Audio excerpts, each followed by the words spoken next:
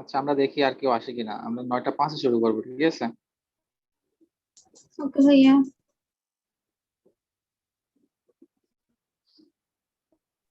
আর slide দেখা যাচ্ছে না?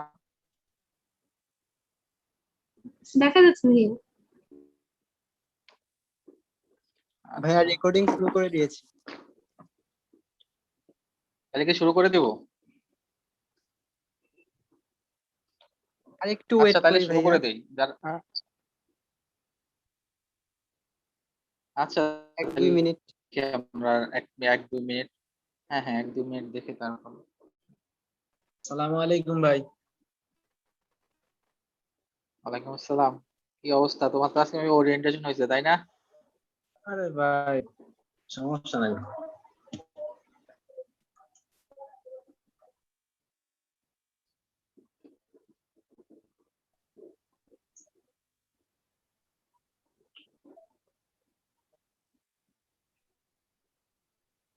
আচ্ছা তাহলে আমরা শুরু করি। আর আচ্ছা যারা ভাই। আসার আসবে, আর না আসলে আর কি। চলো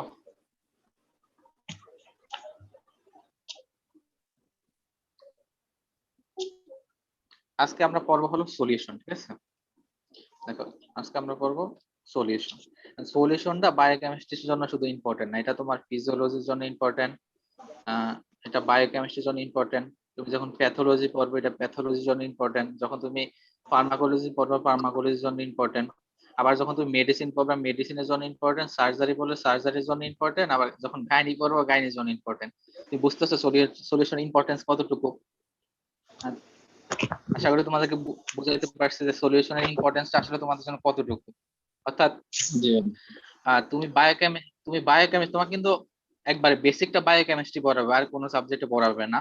অন্যান্য গুলাতে সলিউশনের কোরিলেশন থাকবে। জাস্ট তোমাদেরকে আমি একটা এক্সাম্পল দিই তাহলে বুঝবা। মনে করো যে তোমার কাছে, তুমি একটা মেডিকেল অফিসার, তোমার কাছে একটা পেশেন্ট আসছে, মনে করো যে খুব বেশি পরিমাণ পানি পানি খেয়ে চলে আসছে, বা তোমার সমুদ্রে গেছে, সমুদ্রে ডুবে গেছে, ওই ওই ওই পেশেন্টটা তোমার সেন্সলেস হয়ে তোমার কাছে আসছে। এখন তুমি যদি সলিউশনের বেসিক জিনিসগুলো না বুঝো, তাহলে ওই পেশেন্টে তুমি ট্রিটমেন্ট করতে পারবা না, ঠিক আছে? তো এই জন্য তোমাকে বায়োকেমিস্ট্রিতে সলিউশনটা এমন ভাবে পড়তে হবে যে তুমি যখন মেডিসিন পড়বা, তুমি যখন প্যাথোলজি পড়বা, তুমি যখন ফার্মাকোলজি পড়বা, তাহলে তোমার এই বেসিক জিনিসগুলো আবার নতুন করে পড়তে না হয়, এখানে একবারে পড়ে যাবা, তাইলে সামনে যে সাবজেক্টে পড়বা যে কোরিলেশনে আসুক, দেখবা যে তোমার কাছে খুব সহজে বুঝতে পারবা। তোমাদের বায়োকেমিস্ট্রিতে তোমরা অনেকগুলো কোরিলেশন পড়বা, সামনে যখন তোমরা বডি ফ্লুইড ইলেকট্রোলাইট কাট করবা, ওখানে তোমরা সোডিয়াম হোমোস্ট্যাসিস পড়বা, তারপর বোরিয়াম হোমোস্ট্যাসিস পড়বা, ঠিক আছে? এরপর তোমরা এসিড বেস যখন পড়বা, ওখানে দেখবা সলিউশনের কোরিলেশন আছে। তো এগুলার জন্য তোমার সলিউশন একবারে বেসিক লেভেল থেকে খুব ভালো করে জানতে হবে, তাইলে সামনে আমরা ভালো করতে পারবো ইনশাআল্লাহ। চলো আমরা শুরু করি। আচ্ছা ভাই। দেখো আজকে আমরা কি কি পড়বো। ফার্স্টে আমরা পড়বো সলিউশন কি এটা পড়বো, দেন আমরা সলিউশনের কি কি পার্ট আছে এটা পড়বো, তারপর আমরা মিক্সার নিয়ে একটু পড়াশোনা করবো, দেন আমরা সলিউশনকে ক্লাসিফাই করবো। সলিউশনের ক্লাসিফিকেশন নিয়ে আমরা খুব বেশি আজকে জানবো না, আগামী ক্লাসে ওটা নিয়ে সম্পূর্ণ ডিটেলস আলোচনা করবো ইনশাআল্লাহ। আজকে জাস্ট হালকা পাতলা যেটুকু ক্লাসিফিকেশন আলোচনা করা যায় ততটুকু নিয়ে আলোচনা করবো। দেন আমরা মোল, অসমোল এবং ওমোল, আর হলো আমরা মোল এবং ইকুইভ্যালেন্টের মধ্যে রিলেশন নিয়ে আলোচনা করবো। এটা আজকে আমাদের টপিক, খুব বেশি না। কারণ সলিউশনের উপর মিনিমাম 3 থেকে 4টা ক্লাস লাগবে, বুঝছো, একবারে খুব ভালো করে বুঝার জন্য। আমি চাইলে এক ক্লাস শেষ করে দিতে পারতাম, বাট এতে তোমাদের কোনো লাভ হবে না। এই জন্য আমি এক ক্লাসে শেষ করতেছি না, তোমাদের 3 থেকে 4টা ক্লাস নেবো, যাতে তোমরা খুব সুন্দরভাবে বুঝতে পারো, ঠিক আছে?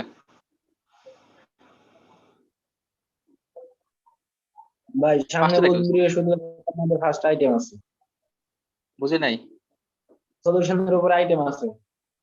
আচ্ছা আইটেম তো থাকবে, আইটেম ব্যাপার না, আইটেমে তোমাকে সবকিছু জিজ্ঞেস করবে না, বাট আইটেমে তোমার সবকিছু লাগেও না, কিন্তু তোমার জি জিনিসগুলো ভাই। বুঝতে হবে।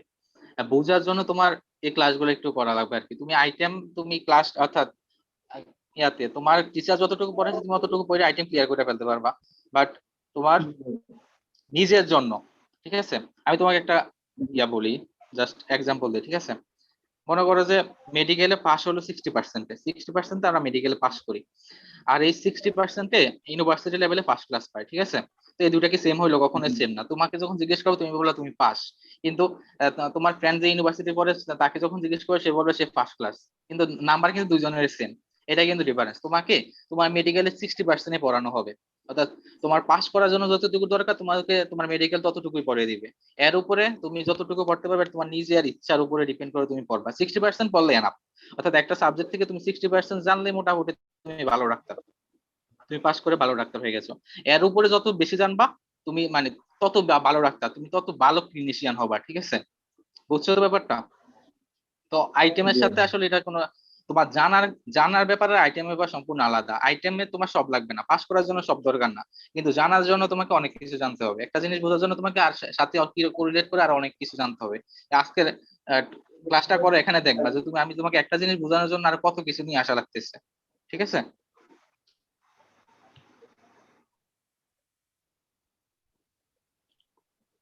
দেখো আমাদের সলিউশন নিয়ে জানার আগে সবার আগে যেটা জানতে হবে সেটা হলো মিক্সার। কারণ মিক্সার যদি আমরা ঠিক মতো না বুঝি তাহলে আমরা সলিউশন খুব ভালোভাবে বুঝতে পারবো না। ঠিক আছে, দেখো মিক্সারের ডেফিনেশনটা কি, এটা হলো এই substance made by mixing of other substance together, অর্থাৎ কয়েকটা টুগেদার আদার সাবস্টেন্সের মধ্যে দুইটা হতে পারে, তিনটা হতে পারে, অর্থাৎ একের অধিক হবে।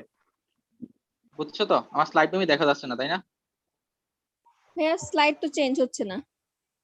আচ্ছা স্লাইড জি চলে ভাই, গেছে আমার, এটাই যাচ্ছে না। আমার স্লাইড চলে গেছে, দাঁড়া আমি এবার ঠিক করতেছি। বলো না, আমি ক্লাস নিতে গেলে নেটওয়ার্কের সমস্যা, কি আর করা, বলো একটু সহ্য করো।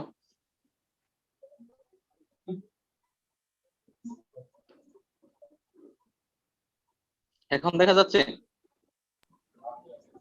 জি ভাইয়া। আচ্ছা দাঁড়াও আমি আমার ওয়েলিটা, জি ভাই, এখন আসছে। আচ্ছা আচ্ছা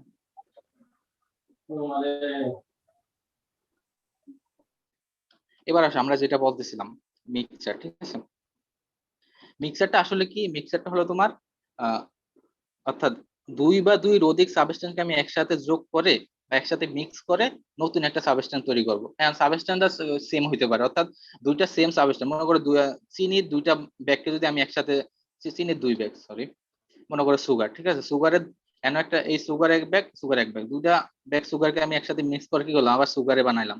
এটা সেম কম্পোজিশন হইতে পারে। ঠিক আছে, এটা একটা মিক্সার। বা আবার মনে করো চিনির সাথে আমি লেবুকে মিক্স করলাম, মিক্স করে আমি চিনি লেবু একটা মিক্সার তৈরি করলাম।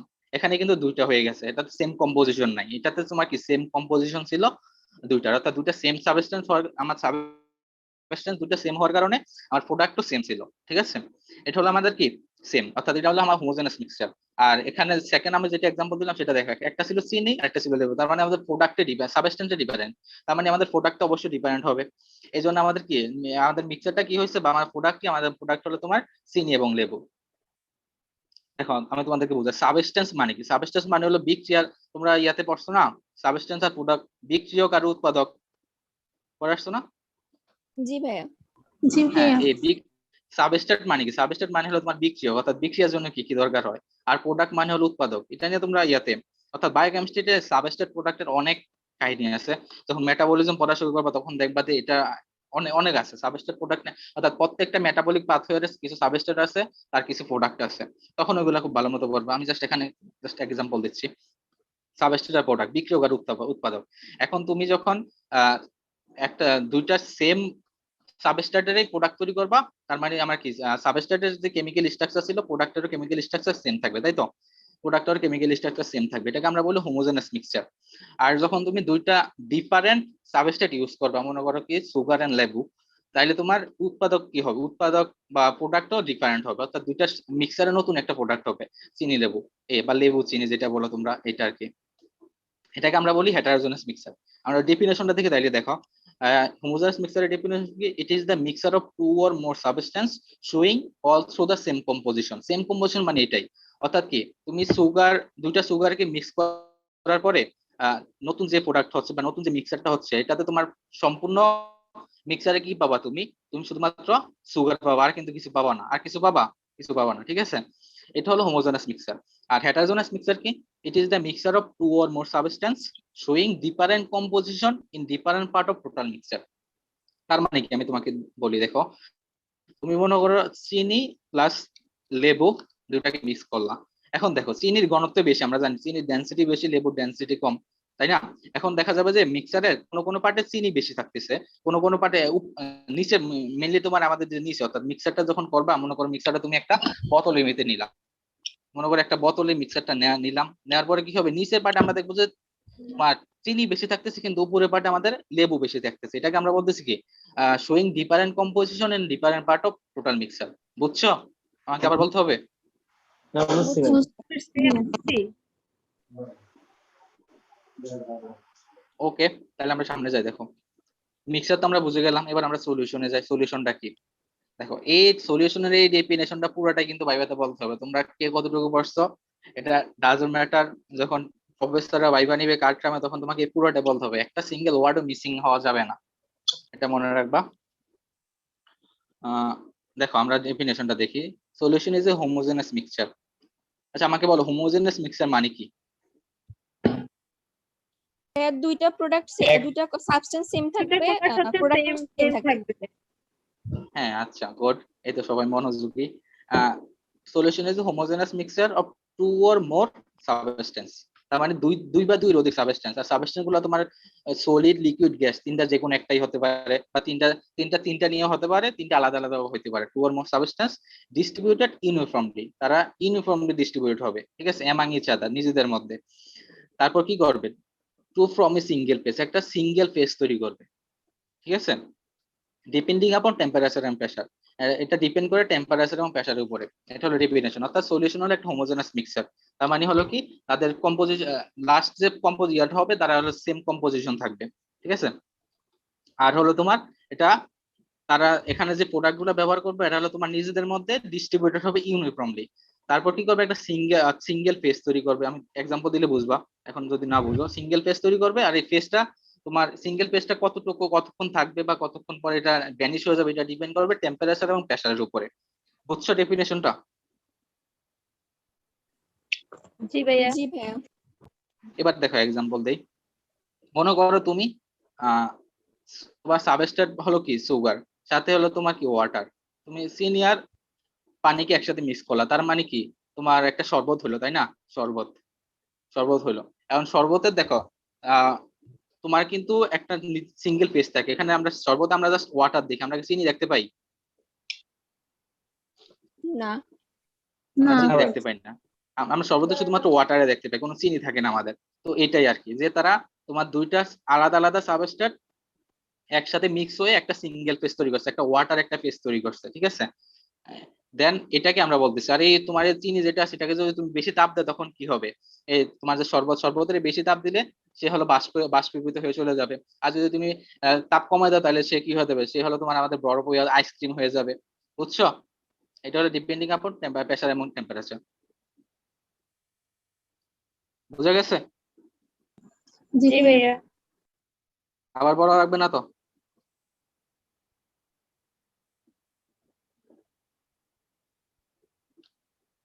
আচ্ছা চলো তাহলে আমরা সামনে যাই। এবার দেখি আমরা সলিউশনের পার্ট কি কি আছে। সলিউশন হলো দুইটা পার্ট, একটা হলো সলভেন্ট আর একটা হলো কি সলিউট, ঠিক আছে। এই সেকেন্ড যে ডেফিনেশন গুলো, এগুলো তোমরা বাইবাতে যখন জিজ্ঞেস করো তখন বলিও। আর নয়তো স্যাররা অ্যাকসেপ্ট করতে চায় না, স্যাররা বলে সুন্দর একটা ডেফিনেশন আছে ওইটা বলে, এই জন্য আমি ওইটা অ্যাড করে দিচ্ছি। আর উপরে হলো তোমাদের বোঝার জন্য ছোট একটা অ্যাড করছে।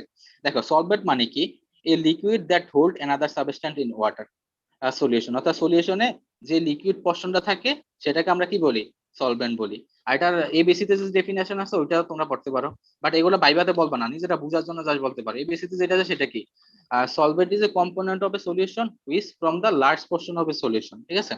অর্থাৎ সলিউশনের লার্জ পোর্শন যেটা, সেটাকে আমরা কি বলি, সলভেন্ট বলি। আর আমরা যে যে সলভেন্ট হিসাবে যেটাকে নরমালি ইউজ করে সেটা কি বলো তো দেখি, আমাদের নরমাল সলভেন্ট ওয়াটার। ভাইয়া ওয়াটার, ঠিক আছে। পানি। হ্যাঁ হ্যাঁ, পানি বা ওয়াটার, এটা হলো আমাদের নর্মাল সলভেন্ট। অর্থাৎ সলিউশনের লার্জ পোর্শন যেটা, সেটাই হলো কি আমাদের সলভেন্ট। এটা মনে রাখতে পারো ইজিলি, বাট ডেফিনেশন হিসেবে কিন্তু নিচেটা মুখস্থ করতে হবে। ওইটা কি, ওইটা আমরা দেখি। দেখো, the substance which has the capacity to disperse. Disperse মানে তোমার কি, অর্থাৎ দ্রবীভূত করা, ঠিক আছে, এমন আর কি, দ্রবীভূত করা, disperse. The substance which has the capacity to disperse another substance. অর্থাৎ যে সাবস্টেন্সের অন্য একটা সাবস্টেন্সকে দ্রবীভূত করার ক্যাপাসিটি থাকে। And has the same physiological state as that of the solution, অর্থাৎ সলিউশনের যে ফিজিওলজিক্যাল স্টেট এবং সলভেন্টের ফিজিওলজিক্যাল স্টেটও সেম হবে, এটাকে আমরা সলভেন্ট বলতেছি। দেখো আমরা যে এক্সাম্পলটা দিছিলাম, সুগার প্লাস ওয়াটার, দেন হচ্ছে কি সলিউশন হচ্ছে শরবত। শরবতের ফিজিওলজিক্যাল স্টেট কি? ওয়াটার, তাই না? সলভেন্ট কি? সলভেন্ট আমাদের ওয়াটার, এটাই বলা হয়েছে। অর্থাৎ সলিউশনের ফিজিওলজিক্যাল যে স্টেট থাকবে এটা হলো আমাদের সলভেন্টের ফিজিওলজিক্যাল স্ট্রাকচারের স্টেটের সাথে সেম থাকবে, বুঝছো? জি ভাইয়া। জি ভাইয়া। ওকে, এবার দেখো সলিউট কি? সলিউট হলো dissolved substance in solution is called solute. অর্থাৎ সলিউশনের যে সাবস্টেন্সটা ডিসলভ হিসেবে থাকে সলভেন্টে সেটাকে আমরা কি বলি? সলিউট বলি। আর এবিসির ভাষায় যদি বলি তাহলে কি, যে তোমার স্মল পোরশন অফ সলিউশন, তা সলিউশনের স্মল পোরশনকে আমরা কি বলতেছি? সলিউট বলি। আর আমরা যে ডেফিনেশন মুখস্থ করবো সেটা কোনটা? সেটা হলো কি, a solute is the substance which dissolve in the solvent, সেই সলভেন্টে ডিসলভ হবে and lose its physiological state to from a solution. Solution তৈরি করার জন্য সে তার ফিজিওলজিক্যাল স্টেটকে লস করবে, ঠিক আছে? দেখো আমাদের অর্থাৎ সম্পর্কগুলো যখন তোমার গিভ এন্ড টেকে হয়, যে কোনো সম্পর্কই গিভ এন্ড টেক, অর্থাৎ কিছু দিবা কিছু নিবা, তাইলে কি হবে? তাইলে হবে তোমার ওই সম্পর্কে স্টেবিলিটি মেনটেন থাকে, ঠিক আছে? কারণ সলিউশন তৈরির জন্য কি করে দেখো, সলিউশন সলিউট কি করে? সলিউট হলো কি নেয়? সলিউট হলো তোমার এই যে দ্রবীভূত হওয়ার যে ইয়াটা, এটা হলো তোমার সলভেন্ট থেকে নেয়। অর্থাৎ সে সলভেন্ট থেকে দ্রবীভূত হওয়ার পারমিশন নেয়। আর সে কি দেয়? সে হলো তোমার তার ফিজিওলজিক্যাল স্টেট লস করে সে একটা ইয়াতে সলভেন্টে নতুন একটা স্মেল দেয়। যেমন তোমার শরবতে কি, শরবতে পানিতে কোনো ইয়া নাই, স্মেল নাই, তাই না? অর্থাৎ পানি মিষ্টিও না আবার তিতাও না। সলভেন্ট কি করে, অর্থাৎ সুগার কি করে, পানিকে একটু স্বাদ দেয়, অর্থাৎ একটু মিষ্টি স্বাদ দেয়। কিন্তু একই সাথে কি সে কি করে, তার হলো ফিজিওলজিক্যাল স্টেট চেঞ্জ করে।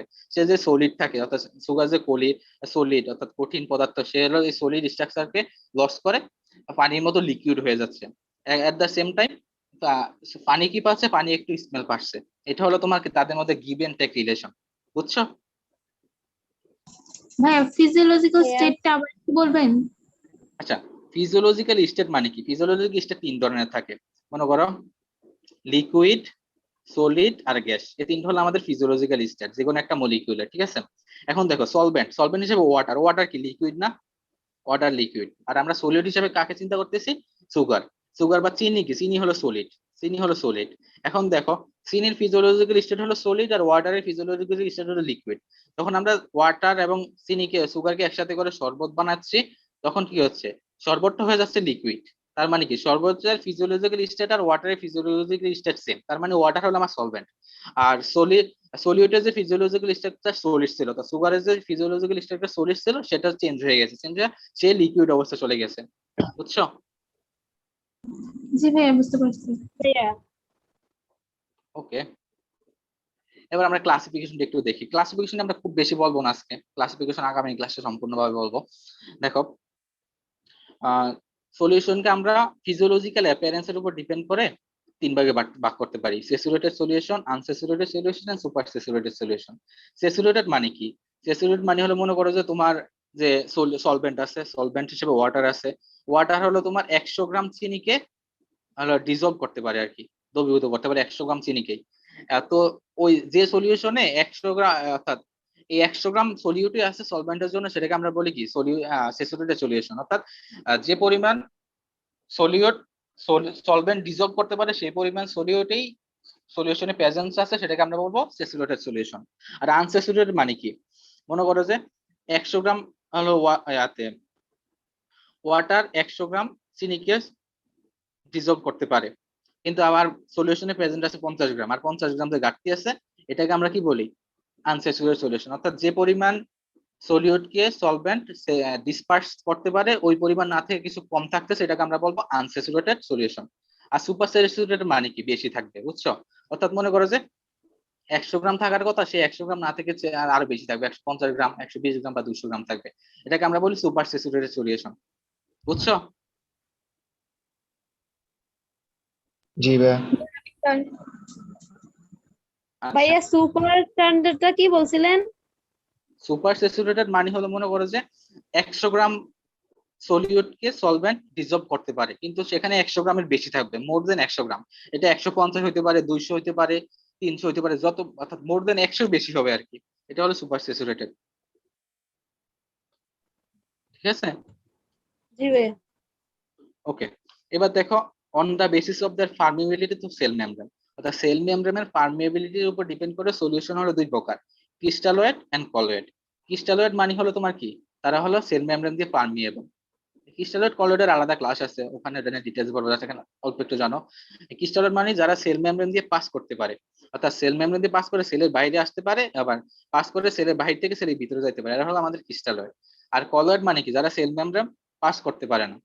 পাস কেন করতে পারে না এসব নিয়ে আমরা সামনে ক্রিস্টালয়েড কলয়েডের ক্লাসে সম্পূর্ণরূপে বলবো। জাস্ট এখন এতটুকু জানো যে ক্রিস্টালয়েড সেল মেমব্রেন দিয়ে পারমিয়েবল, অর্থাৎ ইজিলি পাস করতে পারে, কলয়েড ইজিলি পাস করতে পারে না। ঠিক আছে, বুঝছো? করেন তো। জি ভাইয়া। জি ভাইয়া। ভাইয়া সুপার স্যাচুরেটেড কি হচ্ছে সলিউট বেশি থাকে না সলভেন্ট বেশি থাকে? সুপার স্যাচুরেটেড সলিউট সলভ, অর্থাৎ আচ্ছা কই গেল এটা? আচ্ছা সলিউট অবশ্য তো সলভেন্ট বেশি থাকবে। ঠিক আছে, আমি বলি তোমাকে সলভেন্ট সব সলিউশনে সলভেন্ট বেশি থাকবে। ঠিক আছে, যেহেতু এটা লাস্ট পোর্শন না হলে তো তোমার এটা সলভেন্ট হবে না। কিন্তু সুপার স্যাচুরেটেড কি হয়, মনে করো এই সলভেন্ট হলো 100 গ্রাম সলিউটকে ডিজলভ করতে পারে। ঠিক আছে, অর্থাৎ সে 100 গ্রাম সলিউটকে দ্রবীভূত করতে পারে। সুপার স্যাচুরেটেড 100 গ্রামের বেশি থাকবে, মোর দেন 100 গ্রাম সলিউট থাকবে। বাট সকল সলিউশনে সলভেন্ট বেশি থাকবে, এটা মনে রাখবা। সলভেন্ট মানে আমার সলিউশনের লাস্ট পোর্শন, সলিউট মানে স্মল পোর্শন। বাট সুপার স্যাচুরেটেডে স্মল পোর্শনটা যতটুকু থাকার কথা এর চেয়ে একটু বেশি থাকতেছে। বুঝছো? জি ভাইয়া বুঝতে ভাই পারছি। ই করেন তো ভাই, রিপিট করেন তো। বুঝি নাই, আবার বলো। সেল মেমব্রেনটা একটু রিপিট করেন।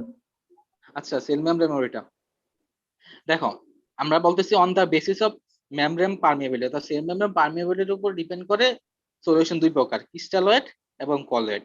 ক্রিস্টালয়েড মানে যারা হলো সেল মেমব্রেন দিয়ে পাস করতে পারে, অর্থাৎ সেল ইজিলি, অর্থাৎ খুব সহজে সেল মেমব্রেন পাস করে সেলের বাইরে যেতে পারে, আবার সেলের বাইরে থেকে সেলের ভিতরে আসতে পারতেছে, তারা হলো ক্রিস্টালয়েড। আর কলয়েড মানে কি, তারা এই পাস করতে পারতেছে না, তাদের এই এবিলিটি নাই, এদেরকে আমরা কলয়েড বলি। ঠিক আছে, জি ভাই। ভাই ক্রিস্টালয়েড কি ওকে। একেবারে পাস করতে পারবে না, নাকি সে মানে অনেক কষ্ট হবে কোনটা? কলয়েড পাসই করতে পারবে না। ঠিক আছে, কলয়েড পাস আচ্ছা করার ভাই। জন্য তোমার, আমি বলি এটা নিয়ে আরো ডিটেলসে তোমরা সামনে বলবা, যখন কলয়েডের উপর ক্লাস করাবো তখন বলবো। কলয়েড পাস করতে পারবে তখনই যখন তোমার কোনো অ্যাবনরমালিটি থাকবে। তোমার যে ক্যাপিলারি আছে, ক্যাপিলারি কি এটা তো বুঝো তাই না, অর্থাৎ আর্টারি এবং ভেইনের মাঝে, এটা যদি আর্টারি হয়, আহ এটা যদি ভেইন হয়, এবার এই মাঝখানে যে স্টেটটা, এটা হলো কি আমাদের ক্যাপিলারি তাই না, এটা হলো আমাদের ক্যাপিলারি। এখানে অনেকগুলো নেটওয়ার্ক থাকে, এক্সচেঞ্জ হয়। এই ক্যাপিলারিতে যদি কোনো ধরনের অ্যাবনরমালিটি থাকে তখনই তোমার কলয়েড পাস করতে পারে। ঠিক আছে, এটা নিয়ে আমরা সামনের ক্লাসে বলবো ইনশাল্লাহ। এখন ঠিক আছে, এখন দেখো on the basis of the characteristics উপর ডিপেন্ড করে কোয়ালিটেটিভ এন্ড কোয়ান্টিটেটিভ। কোয়ালিটেটিভ মানে কি, কোয়ান্টিটেটিভ মানে কি বলো তো দেখি। কোয়ালিটি হচ্ছে যে কোয়ালিটি মানে হচ্ছে এটা কি মানে এটা হচ্ছে কেমন হবে আর কি, আর কোয়ান্টিটি হচ্ছে কতটুকু থাকবে। কোয়ালিটি হচ্ছে গুণগত মান, কোয়ান্টিটি হচ্ছে পরিমাণগত মান। হ্যাঁ, এগুলা তো অনেক কঠিন ভাষা, আমি বুঝি না, তোমরা জাস্ট ইজিলি মনে রাখতে পারো যেটা, সেটা হলো তোমার কোয়ালিটেটিভ মানে হলো তুমি মেজার করতে পারবা না, নট মেজারেবল, এটা হলো কোয়ালিটেটিভ। ঠিক আছে, আর কোয়ান্টিটেটিভ মানে হলো তুমি মেজার করতে পারবা। এখন মনে করো তোমাকে যদি আমি 10 কেজি চিনি দিলাম, ঠিক আছে, এটা তো তুমি মেজার করতে পারতেছো 10 কেজি চিনি, তার মানে এটা কি, এটা কোয়ান্টিটেটিভ। আর আমি তোমাকে যদি মনে করো যে বললাম যে এই সাগর যে আছে, সাগরে তোমার পানির কত লিটার, এটা তুমি হিসাব করে দেখো, তুমি কিন্তু এটা পারবা না, এটা হলো কোয়ালিটেটিভ। বুঝছো? অর্থাৎ একটা ইজিলি মনে রাখো যে কোয়ালিটেটিভ মানে হলো তুমি যেটা মেজার করতে পারতেছো না, নন মেজারেবল যেটা, এটা হলো কোয়ালিটেটিভ। আর কোয়ান্টিটেটিভ মানে হলো তুমি চাইলে এটা মেজার করতে পারবা কোয়ান্টিটির মাধ্যমে। ঠিক আছে, এবার দেখো on the basis of the concentration, তাদের কনসেন্ট্রেশনের উপর ডিপেন্ড করে আবার তাদের ক্লাসিফিকেশন আছে।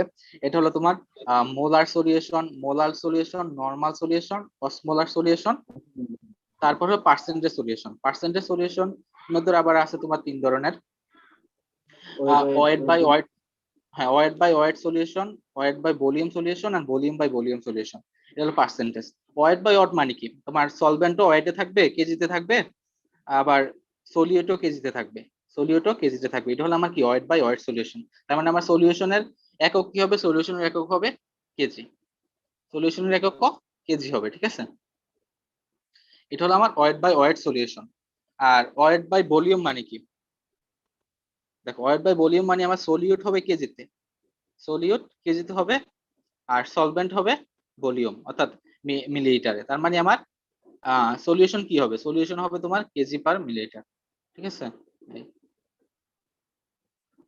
আর ভলিউম বাই ভলিউম মানে কি, আমার সলিউটও থাকবে মিলিলিটারে বা লিটারে, আর সলভেন্টও থাকবে মিলিলিটার বা লিটার। এটা হলো আমার ভলিউম বাই ভলিউম, বুঝছো তো? জি ভাইয়া। এটা নিয়ে সামনের ক্লাসে আমরা এক ডিটেলসে বলবো, এর জন্য আমি আলোচনা করতেছি না। তোমার এই molar solution, molar, normal, osmolar, osmolar এগুলো নিয়ে আগামী ক্লাসে একবারে ডিটেলস আলোচনা করবো, সাথে এগুলো কিছু কোরিলেশন আছে ওইগুলো সহ। এই জন্য আজকে এখানে কিছু আলোচনা করতেছি না, জাস্ট হালকা নাম বললাম। এবার দেখো according to tonicity. According to tonicity এটা তিন ধরনের: isotonic solution, hypertonic solution and hypertonic solution, sorry hypotonic solution. দেখো টোনিসিটি এন্ড অসমোলারিটি এটা নিয়ে আমরা কালকে অনেক পড়াশোনা করবো ইনশাল্লাহ। কালকে বলতে আগামী ক্লাসে আর কি, শুক্রবারে। টোনিসিটি এই জন্য এখন এটা নিয়ে আমরা কিছুই বলবো না। অর্থাৎ টোনিসিটির উপর ডিপেন্ড করে তিন ধরনের, এটা আপাতত মনে রাখো। আইসোটোনিক, বাংলা কি? হাইপারটোনিক। হ্যাঁ, টোনিসিটি এর বাংলা কি?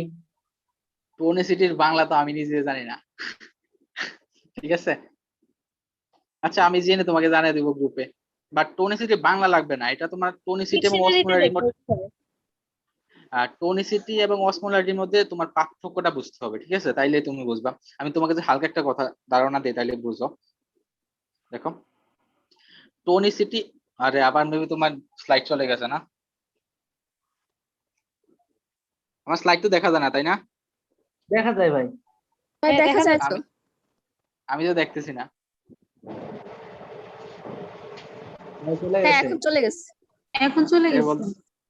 এটা বলতেছে, আমি তো এখন দেখতেছি না। তারা আমার কানেক্টিং দেখাচ্ছে, আমি আগে জয়েন দিয়ে নেই। আচ্ছা আমি কিন্তু মুখে মুখে বলি টোনিসিটি আর অসমোলারিটির মধ্যে পার্থক্য, ঠিক আছে। দেখো টোনিসিটি মানে হলো তোমার, আচ্ছা ক্লাস টাইম আমি শেষ হয়ে যাচ্ছে। দাঁড়াও। আচ্ছা শোনো, টোনিসিটি, অসমোলারিটি মানে হলো তোমার একটা সলিউশনে কত কতগুলা সলিউট আছে, একটা 1 লিটার সলিউশনে কতগুলা সলিউট আছে, সেটা হলো তোমার অসমোলারিটি, ঠিক আছে। আমার কথা, আচ্ছা দাঁড়াও, এটা এখানে না আঁকাকি না করলে আসলে বুঝাইতে পারি না, এটা আমার সবচেয়ে বড় সমস্যা। দেখো 1 লিটার সলিউশনে আমার কতটুকু সলিউট আছে সেটা হলো আমার অসমোলারিটি, ঠিক আছে। Both permeable and non permeable, দুইটাই, বোথ পারমিয়েবল এবং নন পারমিয়েবল দুইটাই হলো কি আমার অসমোলারিটি। আর টোনিসিটি মানে হলো তোমার 1 লিটার সলিউশনে কতটুকু সলিউট আছে যেগুলো শুধুমাত্র নন পারমিয়েবল।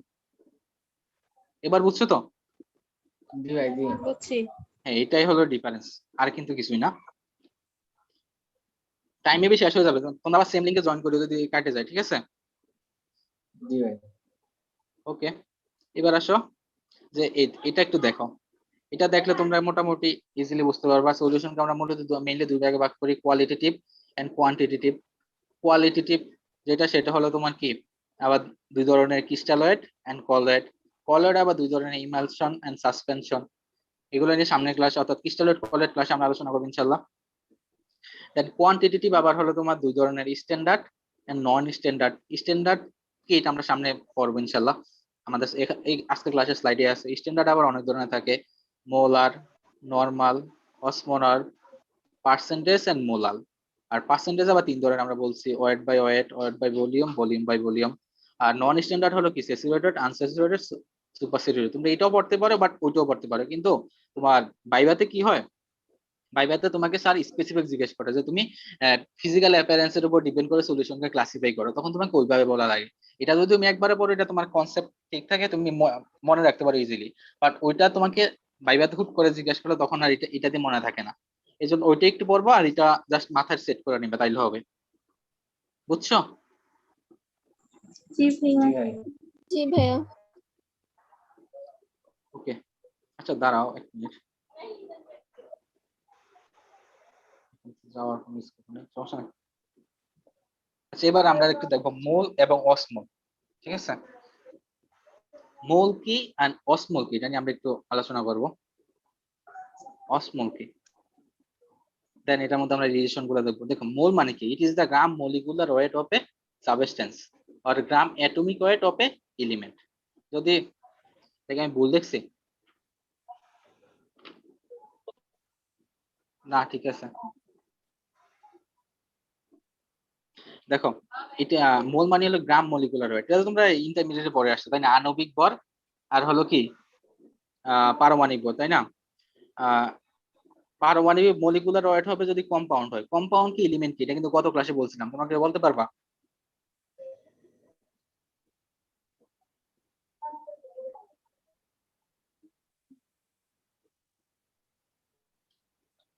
কারো মনে নাই?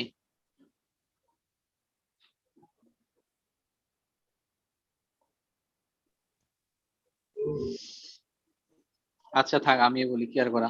আচ্ছা, কম্পাউন্ড এলিমেন্ট বোঝার আগে আমাদের বুঝতে হবে অ্যাটম কি। ঠিক আছে, আমরা গত লাস্ট ক্লাসে বলছিলাম অ্যাটম মানে কি। অ্যাটম মানে হলো, তোমরা যদি নোট করো তাইলে এগুলা বোঝার কথা না, কিন্তু তোমরা তো আসলে নোটই করো না, এটা হলো সমস্যা। অ্যাটম মানে হলো কি, it is the smallest particle of a substance that can take part in a chemical reaction. অর্থাৎ আমাদের যে কোনো একটা সাবস্টেন্সের সবচেয়ে ক্ষুদ্রতম পার্ট যেটা হলো আমাদের কেমিক্যাল রিঅ্যাকশনে অংশগ্রহণ করে, সেটাকে আমরা বলি অ্যাটম। ঠিক আছে, এখন দেখো আমাদের যখন কেমিক্যাল রিঅ্যাকশন হয়, পুরো একটা সাবস্টেন্স কিন্তু অংশগ্রহণ করে না, তার ভিতরে কিছু কিছু পার্ট অংশগ্রহণ করে। আর যে পার্ট গুলো কেমিক্যাল রিঅ্যাকশনে অংশগ্রহণ করতে হয় সেটাকে আমরা অ্যাটম বলি। আর যখন তোমার একটা সিঙ্গেল অ্যাটম থাকে এটাকে আমরা বলি কি, সিঙ্গেল সিঙ্গেল অ্যাটমকে আমরা বলি এলিমেন্ট। ঠিক আছে, আর যখন একের অধিক অ্যাটম থাকে এটাকে আমরা বলি কম্পাউন্ড। সিঙ্গেল অ্যাটম মনে করো শুধুমাত্র সোডিয়াম, সোডিয়াম হলো একটা এলিমেন্ট, কিন্তু সোডিয়ামের সাথে যখন ক্লোরাইড চলে আসে, দুইটা হয়ে যায়, তখন এটাকে আমরা বলি কি, কম্পাউন্ড। বুঝছো তো? জি ভাই। জি ভাইয়া। এবার দেখো মোল মানে কি, it is the gram molecular weight of a substance. যদি কম্পাউন্ড হয় তাহলে হলে কি গ্রাম মলিকুলার ওয়েট হবে, অর্থাৎ কি হবে তোমার পারমাণবিক ভর। আর যদি এলিমেন্ট হয় তাহলে হবে কি আণবিক ভর, gram atomic weight of a substance, এটা যদি এলিমেন্ট হয়। আর অসমল কি, অসমল হলো দেখো, it is the amount of osmotically active substance in gram. অর্থাৎ অসমোটিক্যালি অ্যাক্টিভ সাবস্টেন্স গুলো গ্রামে 1 লিটার সলিউশনে যতটুকু আছে সেটা হলো মূলত অসমল। অর্থাৎ 1 লিটার সলিউশনে অসমোটিক্যালি অ্যাক্টিভ সাবস্টেন্স যতগুলো আছে তাদের গ্রামের মাধ্যমে যে ভরটা, এটাকে আমরা অসমল বলি। আর এই যতগুলো সাবস্টেন্স আছে তার হলো আমাদের কি, তোমার অসমোটিক প্রেসার দেয় 22.4 অ্যাটমসফিয়ার।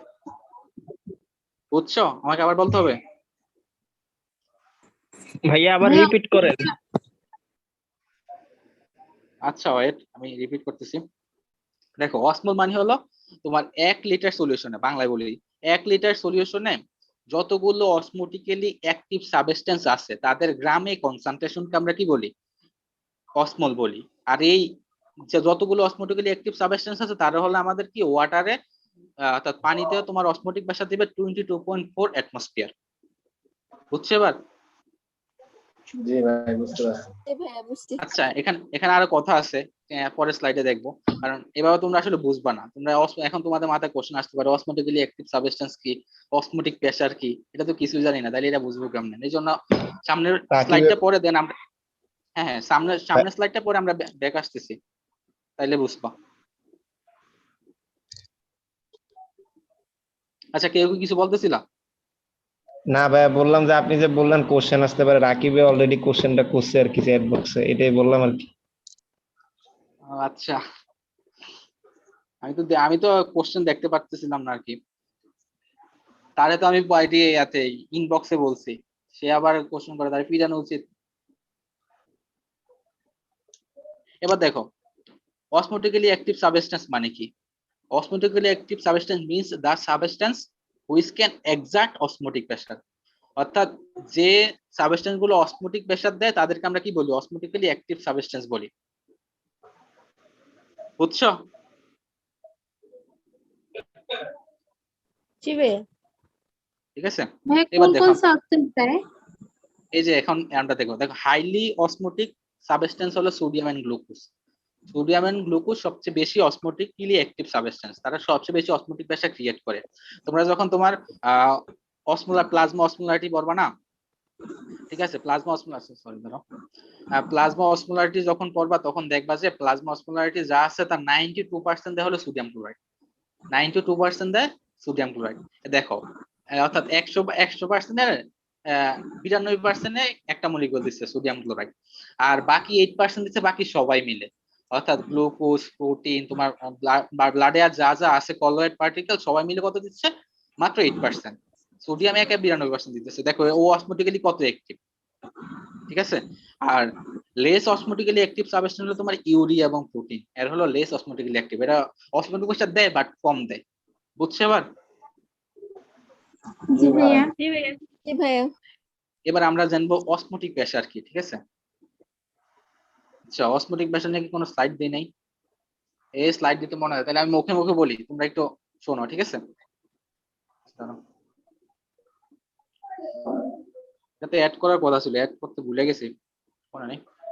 দেখো অসমোটিক প্রেসার মানে কি, অসমোটিক প্রেসার মানে হলো তোমার দা অ্যামাউন্ট অফ প্রেসার, তোমরা সেটা লিখে নিতে পারো, দা অ্যামাউন্ট অফ প্রেসার, যেহেতু স্লাইডে অ্যাড নাই, the amount of pressure needed to prevent osmosis, the amount of pressure needed to prevent osmosis is known as কি, osmotic pressure। আমাকে আবার বলা লাগবে? সেটা তো থাকার কথা, এই যে পাইছি পাইছি, লেখা লাগবে না, বললাম থাকার কথা। দেখো osmotic pressure, the amount of pressure needed to prevent osmosis is called কি, osmotic pressure। অর্থাৎ যে পরিমাণ প্রেসার আমাদের অসমোসিসকে প্রিভেন্ট করতে পারে তাদেরকে আমরা কি বলি, অসমোটিক প্রেসার। বুঝছো এটা? এবার জি তোমাদের ভাই। কোশ্চেন হতে পারে ভাই অসমোসিস কি? অসমোসিস কি দেখো, movement of solvent from lower solute concentration to higher solute concentration area is known as osmosis। অর্থাৎ আমাদের সলিউটের মুভমেন্ট, সরি সলভেন্টের মুভমেন্ট হবে লোয়ার সলিউট, অর্থাৎ যে জায়গাতে সলিউট কম আছে ওই জায়গা থেকে যে জায়গাতে সলিউট বেশি আছে ওই জায়গাতে, ঠিক আছে। এটাকে আমরা বলি অসমোসিস। আর ডিফিউশন কি হবে, ডিফিউশন হবে সলিউটের মুভমেন্ট হবে কোথা থেকে কোথায় হবে, হাইয়ার থেকে লোয়ারে। এটা কিন্তু কখনো পেঁচাবা না, ডিফিউশনে, হায়াত ডিফিউশনে থেকে সবসময়, হ্যাঁ ডিফিউশনে সবসময় হাইয়ার থেকে লোয়ার, আর অসমোসিস হলো লোয়ার থেকে লোয়ার। হাইয়ার। আর ডিফিউশনে মুভমেন্ট কার হয়,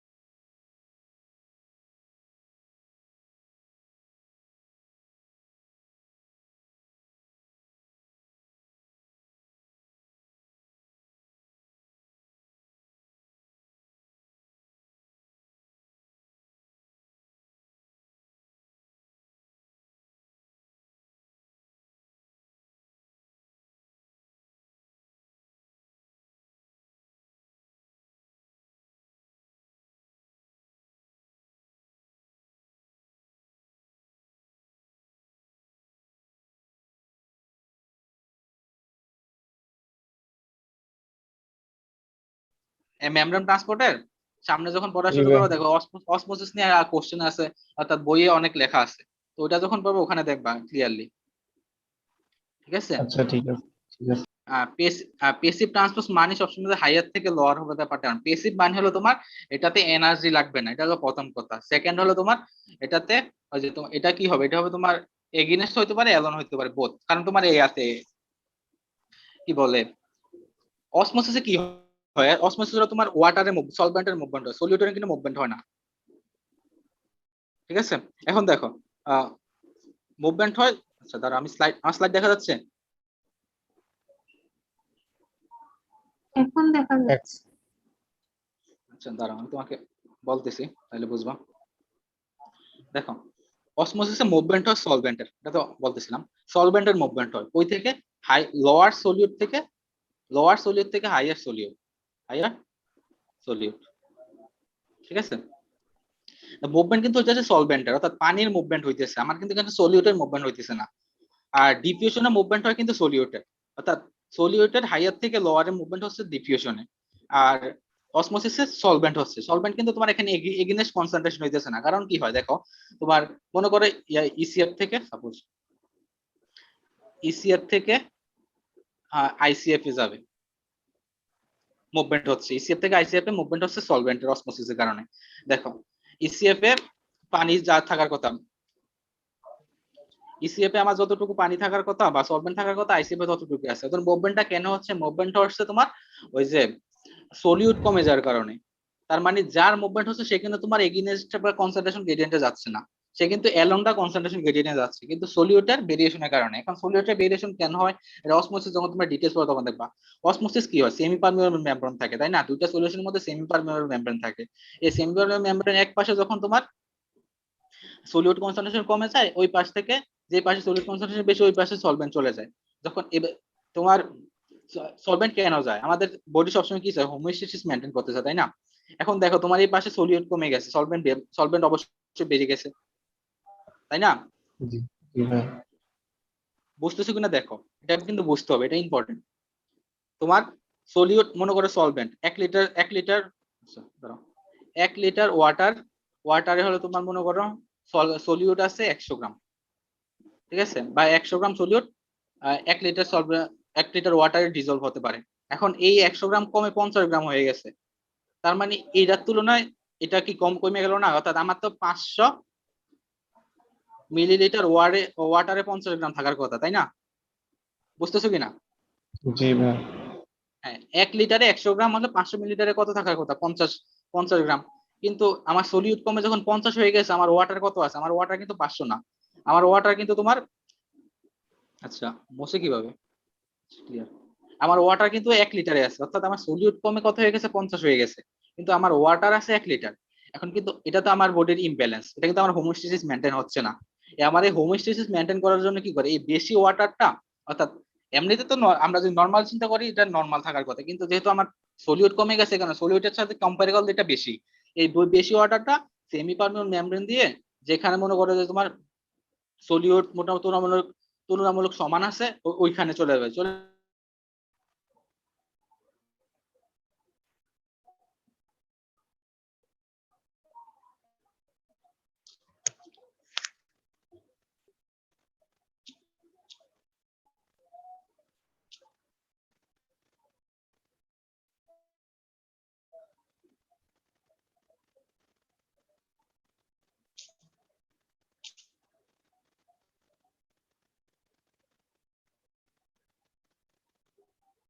গেলে কি হবে, এখানে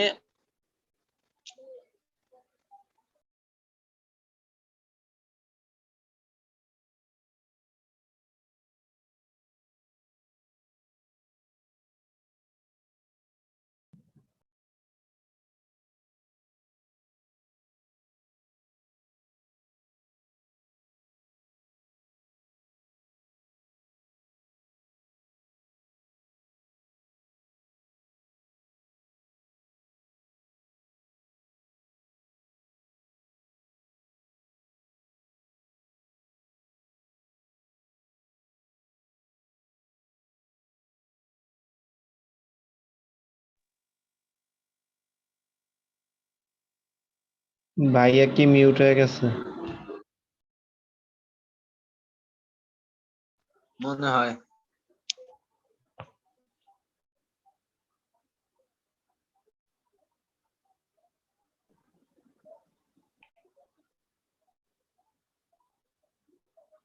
আব্দুল্লাহ আছিস নাকি ক্লাসে? বল কর, ক্লাস কর, মনোযোগ দিয়ে কর। ভাইয়াই তো নাই।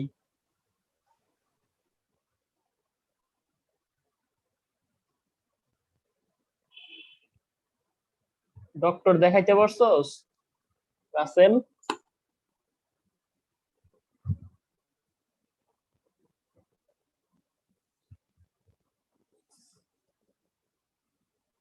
রাসেল হ্যাঁ দোস্ত, দেখাইছি। কি বললো? এই রিপোর্ট দিছে, মানে ও পরীক্ষা করতে দিছে, পরীক্ষা করছে, রিপোর্ট পাইনি এখনো, কালকে দেখাবো। হ্যালো রিপোর্ট নিয়ে হ্যালো হ্যালো, জি ভাইয়া। আমাকে শোনা যাচ্ছে? জি জি ভাই। ভাইয়া। জি ভাইয়া শোনা যাচ্ছে। আচ্ছা, আমি ডিসকানেক্ট হয়ে গেছিলাম, এজন্যই। ঠিক আছে, এখন তো শোনা যাচ্ছে না?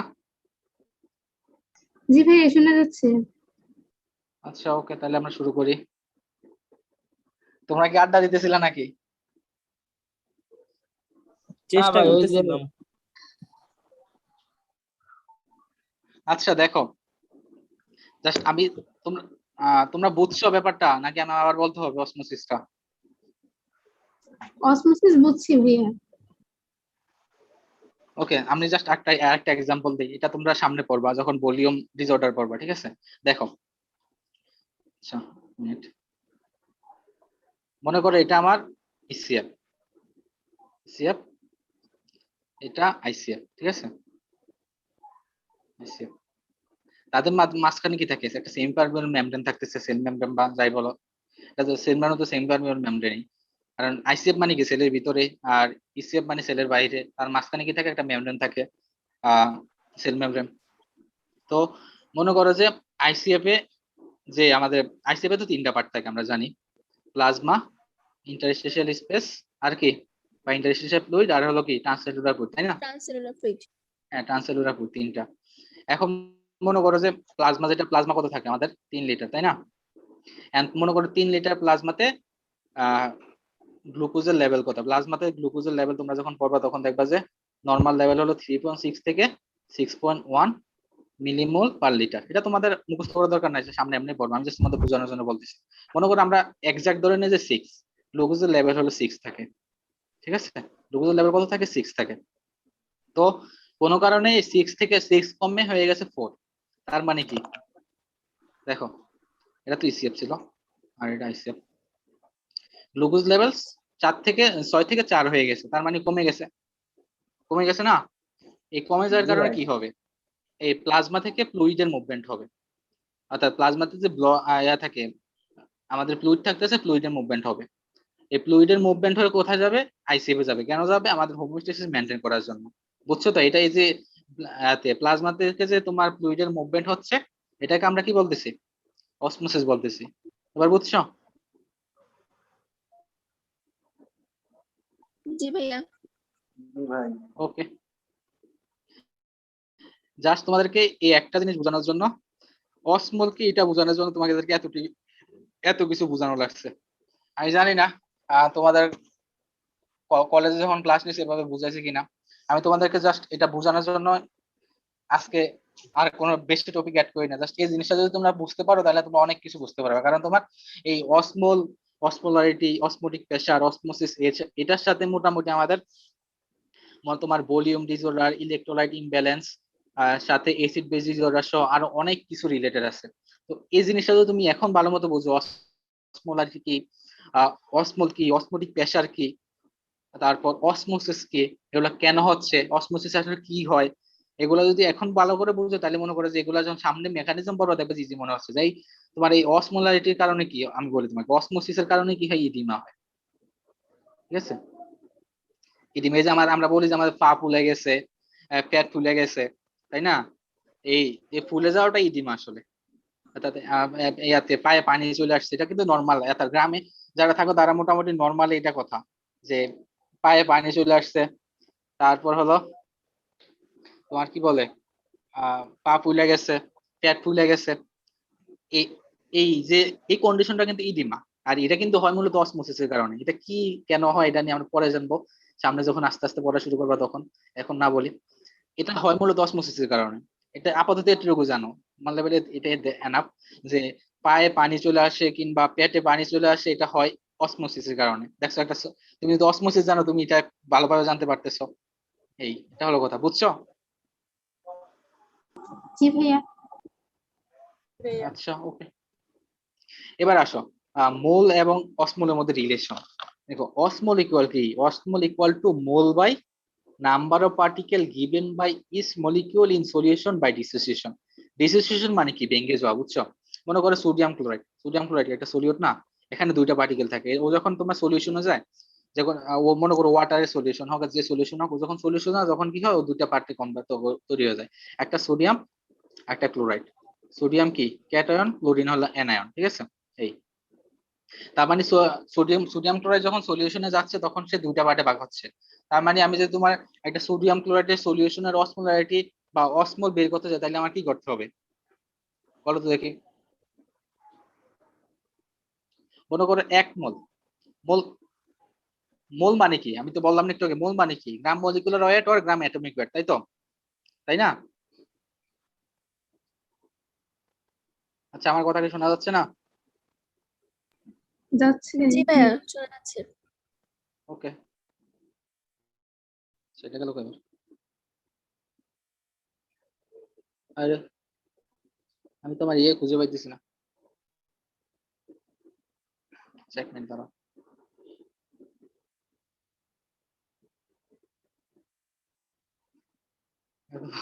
আরে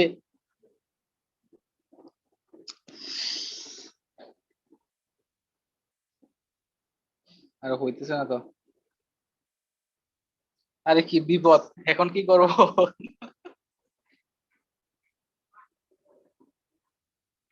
এই কারো কাছে কোনো অপশন আছে? আমি এখন কি করতে পারি? আমি কিন্তু এই যে নাড়াচ্ছি হইতেছে না কিছু, আমার জাস্ট কাটা আঁকা হইতেছে, আর কিছু না কিন্তু।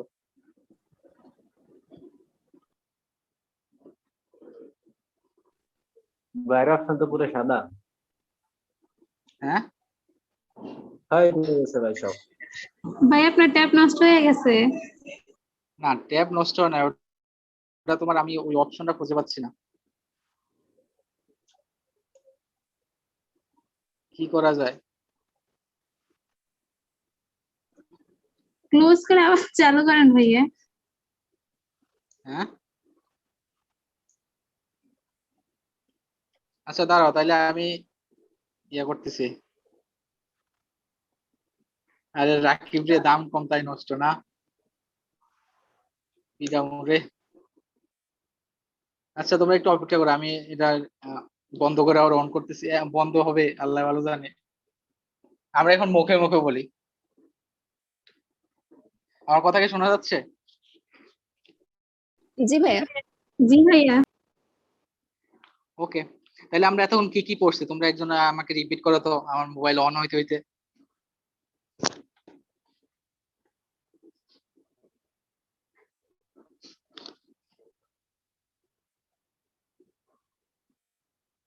আচ্ছা, টিট দেই না দেখে নষ্ট হয়ে গেছে। টিট কেন দিব? আমি কি বিয়ে শাদী কিছু করছি? বিয়ে শাদী তো করি নাই। ভাই মেরি ইন্টারেক্টিভ লাইব্রেরিতে তো 1000 মেম্বার হয়ে গেছে, ওইটা ট্রিট দিবেন না? আচ্ছা, মেম্বার হইছে, আরো মেম্বার হবে ইনশাল্লাহ, ওটা টিট পাবা সামনে।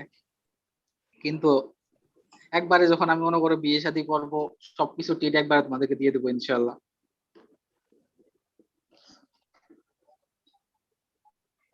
এখন আমাকে একজন বলো, এতক্ষণ আমরা কি কি পড়ছি?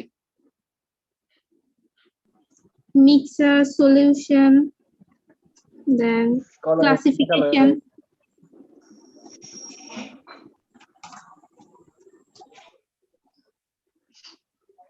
ক্লাসিফিকেশন, তারপর আচ্ছা অসমোটিক প্রেসার কি বলো দেখি। ভাই যে পয়সাটা ওই যে কি বলো The amount of pressure needed to prevent osmosis is called osmotic pressure.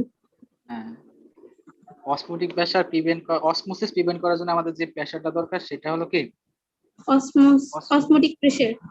Pressure pressure, ঠিক আছে। এখন অসমোসিস কি? ওই যে লোয়ার কনসেন্ট্রেশন টু হায়ার কনসেন্ট্রেশনে যাবে আর কি। লোয়ার কনসেন্ট্রেশন থেকে কে যাবে? সল সল Across solvent. সলভেন্ট। সলভেন্ট যাবে, এটা তো বলা লাগবে তাই না? জি ভাই জি। ওকে, ডিফিউশনে কোনটা হবে? অসমোসিসে তো হচ্ছে সলভেন্ট হয়। আর ডিফিউশনে সলিউট যাবে, সলিউট হলো হায়ার থেকে লোয়ারে যাবে। এই জন্য আমরা এটা কি তোমার ডাইরেক্ট দা কনসেন্ট্রেশন গ্রেডিয়েন্ট বলি আর কি। অর্থাৎ কনসেন্ট্রেশন গ্রেডিয়েন্ট যেদিকে আছে সে সেদিকে যাবে। অর্থাৎ নরমালি তো এটাই হয়, তোমার মনে করো উপর থেকে নিচে যায়, নিচ থেকে তো উপরে যাওয়া আসলে কঠিন। তোমরা যখন সিঁড়ি দিয়ে নামবো দেখবা উপর থেকে নিচ থেকে উপর উঠতে কিন্তু কষ্ট হয়, উপর থেকে নিচে নামতে কিন্তু খুব বেশি কষ্ট হয় না। এই সলিউটে ডিফিউশনে কি হবে, উপর থেকে নিচে চলে আসবে, এই কোনো কষ্ট নেই। ট্যাব তো অন হইছে কিন্তু এতে তো আসতে পারতেছে না।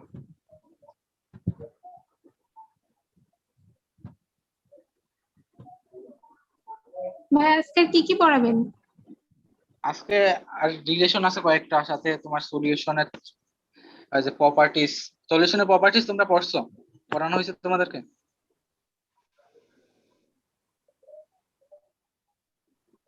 না ভাই প্রপার্টিস তো পড়ি নাই। সলিউশনের কয়েকটা প্রপার্টিজ আছে বুঝছো, ওইগুলো একটু পড়া লাগে। ভাই কি? চারটা প্রপার্টিজ। ফার্স্ট হলো তোমার অসমোটিক প্রেসার, তারপর হলো ভ্যাপর প্রেসার, দেন হলো তোমার বয়েলিং পয়েন্ট, আর একটা হলো ফ্রিজিং পয়েন্ট। এই চারটা প্রপার্টিজ আছে সলিউশনের। এইটা নিয়ে একটু আমরা হ্যাঁ ভাই এটা পড়াই না আর কি, পড়ানো হয় না। হ্যাঁ প্রথম শুনলাম আর কি আজকে। আচ্ছা, বাট এটা লাগে বুঝছো, এটা ভাইভাতে মাঝে মাঝে জিজ্ঞেস করো। তুমি যখন অনেকবার পারা শুরু করবা, দেখবা স্যার দেখবা তুমি অনেক পারতেছো মাশাআল্লাহ, তখন তোমাকে জিজ্ঞেস করবে এগুলো। আর এগুলো জানা দরকার। তুমি সলিউশন পড়তেছো, সলিউশনের প্রপার্টিজ যদি না জানো তাহলে কিভাবে হবে বলো আমাকে। মনে করো সাপোজ আমি বা তোমাদের কাউকে বা দেখতে যাইতেছো তোমরা বিয়ের জন্য, এখন তুমি ওই মেয়ের নাম জানো, বাট মেয়ে কি করে না করে কিছুই জানো না, তাহলে কি হবে? তাহলে কিন্তু হবে না, তোমাকে সবকিছু জানতে হবে। এগুলোই মেয়ের প্রপার্টিজ। তো এটা হলো কথা, তুমি যে জিনিসে পড়ো না কেন সেটার প্রপার্টিজ অবশ্যই তোমাকে জানতে হবে। ভাই এটা তো মেবি লিভিং কটে নাই না? না, সলিউশন লিভিং কোড না। সলিউশন তো আমি যেটা থেকে আজকে লেকচার আমি যেটা থেকে তৈরি করছি সেটা হলো তোমার ওই যে এই guide book of biochemistry by A K Agarwal sir. বইটা বাংলাদেশে পাওয়া কিনা আমি জানি না। বাংলাদেশে আমি শুনছি তোমার এডিশন বাইর হয়, বাট আমি শিওর না কোথায় পাবে। আমি এটা ইন্ডিয়া থেকে আনাইছিলাম আর কি। ভাই আপনাকে কি মেসেজ দিতেছে দেখেন। কে? রাকিব।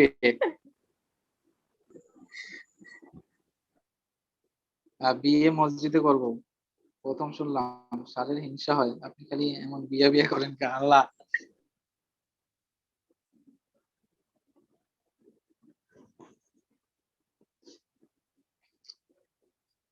তোরা আমি হাতের কাছে পাই নি রে, দেখা সাক্ষাৎ তো হয় না, এই জন্য কিছু বলতে পারতেছি না। আচ্ছা আমার স্লাইড দেখা যাচ্ছে? জি ভাইয়া। ওকে, স্লাইড দেখা গেলে চলো শুরু করি।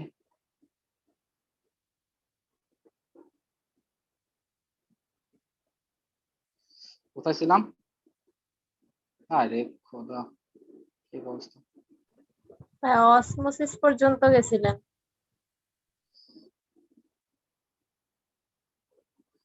এখানে ছিলাম না?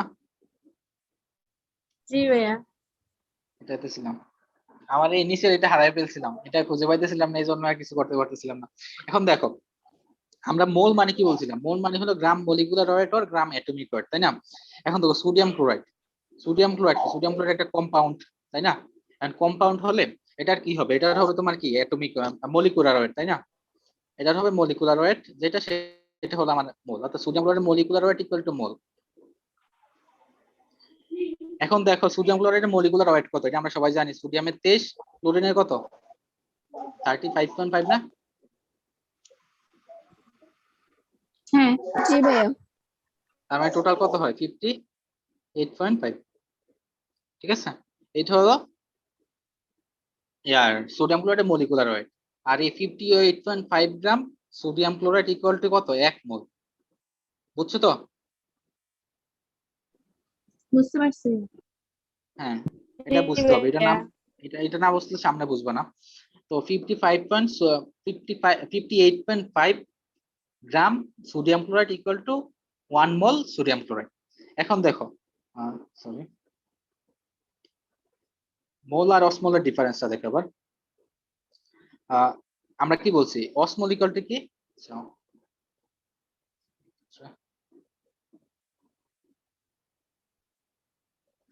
দেখো অসমোল ইকুয়াল টু হলো mole by number of particle after dissociation, অর্থাৎ ডিসোসিয়েশনের পরে যে পরিমাণ পার্টিকেল ওইটা। এখন সোডিয়াম ক্লোরাইড সলিউশন ডিসোসিয়েশনের পরে কয়টা পার্টিকেলে ডিভাইড হয় বলো তো দেখি? দুইটা, দুইটা। তাই না? দুইটা সোডিয়াম এন্ড ক্লোরাইড। দুইটা। এখন দেখো osmole equal to mole by number of particle. না সোডিয়াম ক্লোরাইডের মোলারিটি বা একটা মলিকুলার ওয়েট কত 58.5। 8.5। আর ভাগ দিব কয়টা দিয়ে? দুইটা দিয়ে, যেহেতু দুইটা সলিউশনে কনভার্ট হচ্ছে তার মানে আমি 2 দিয়ে ভাগ করব, তাই তো? 2 দিয়ে ভাগ করলে কত আসে 29.25, তাই না? হ্যাঁ, এই অর্থাৎ 1 osmole sodium chloride equal two কত 29.25 গ্রাম সোডিয়াম ক্লোরাইড। বুঝছো?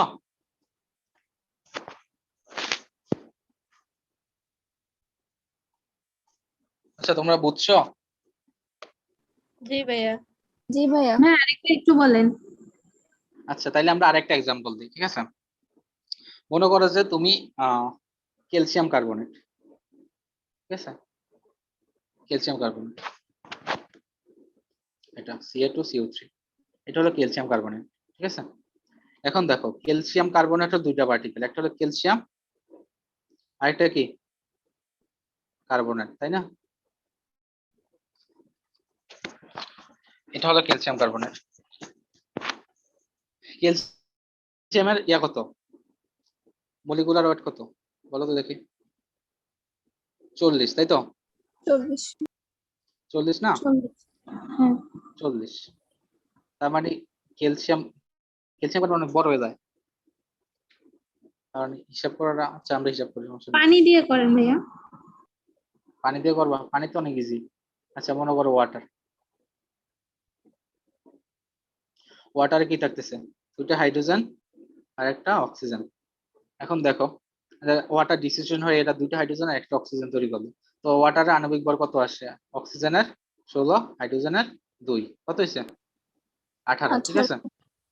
18 কি 18 হলো ওর মলিকুলার ওয়েট, 18 হলো তো মলিকুলার ওয়েট বা 1 মোল, অর্থাৎ 1 mole water equal to 18 gram water, ঠিক আছে? এখন আমি লিখে দেব 1 mole water equal to 18 gram water. এখন অসমোলে কনভার্ট করতে হলে কি করতে হবে? এই 18 কে 2 দিয়ে কত ভাগ দিয়ে ভাগ করতে করতে হবে? 2 দিয়ে ভাগ করতে হবে। S2 2 কেন করবা? ডিসোসিয়েশন কি দুইটা হাইড্রোজেন হইতেছে না, প্লাস একটা হ্যাঁ, অক্সিজেন, কয়টা হইছে? 3টা। 3টা। তুমি 2 কেন বলবা? 3 দিয়ে ভাগ করবা, তার মানে কত হয় আচ্ছা আচ্ছা 6, বুঝছি। 6, ঠিক আছে? তার মানে 1 অসমোল ওয়াটার ইকুয়াল টু কত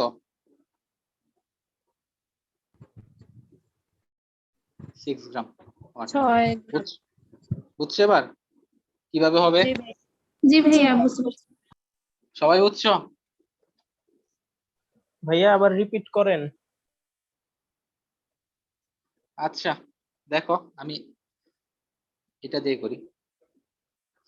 মনে করো আমরা সোডিয়াম ক্লোরাইড দিয়ে আবার করি। সাপোজ দেখো সোডিয়াম ক্লোরাইডের মলিকুলার ওয়েট কত? মলিকুলার ওয়েট 58 গ্রাম, 58.5 গ্রাম, তাই তো?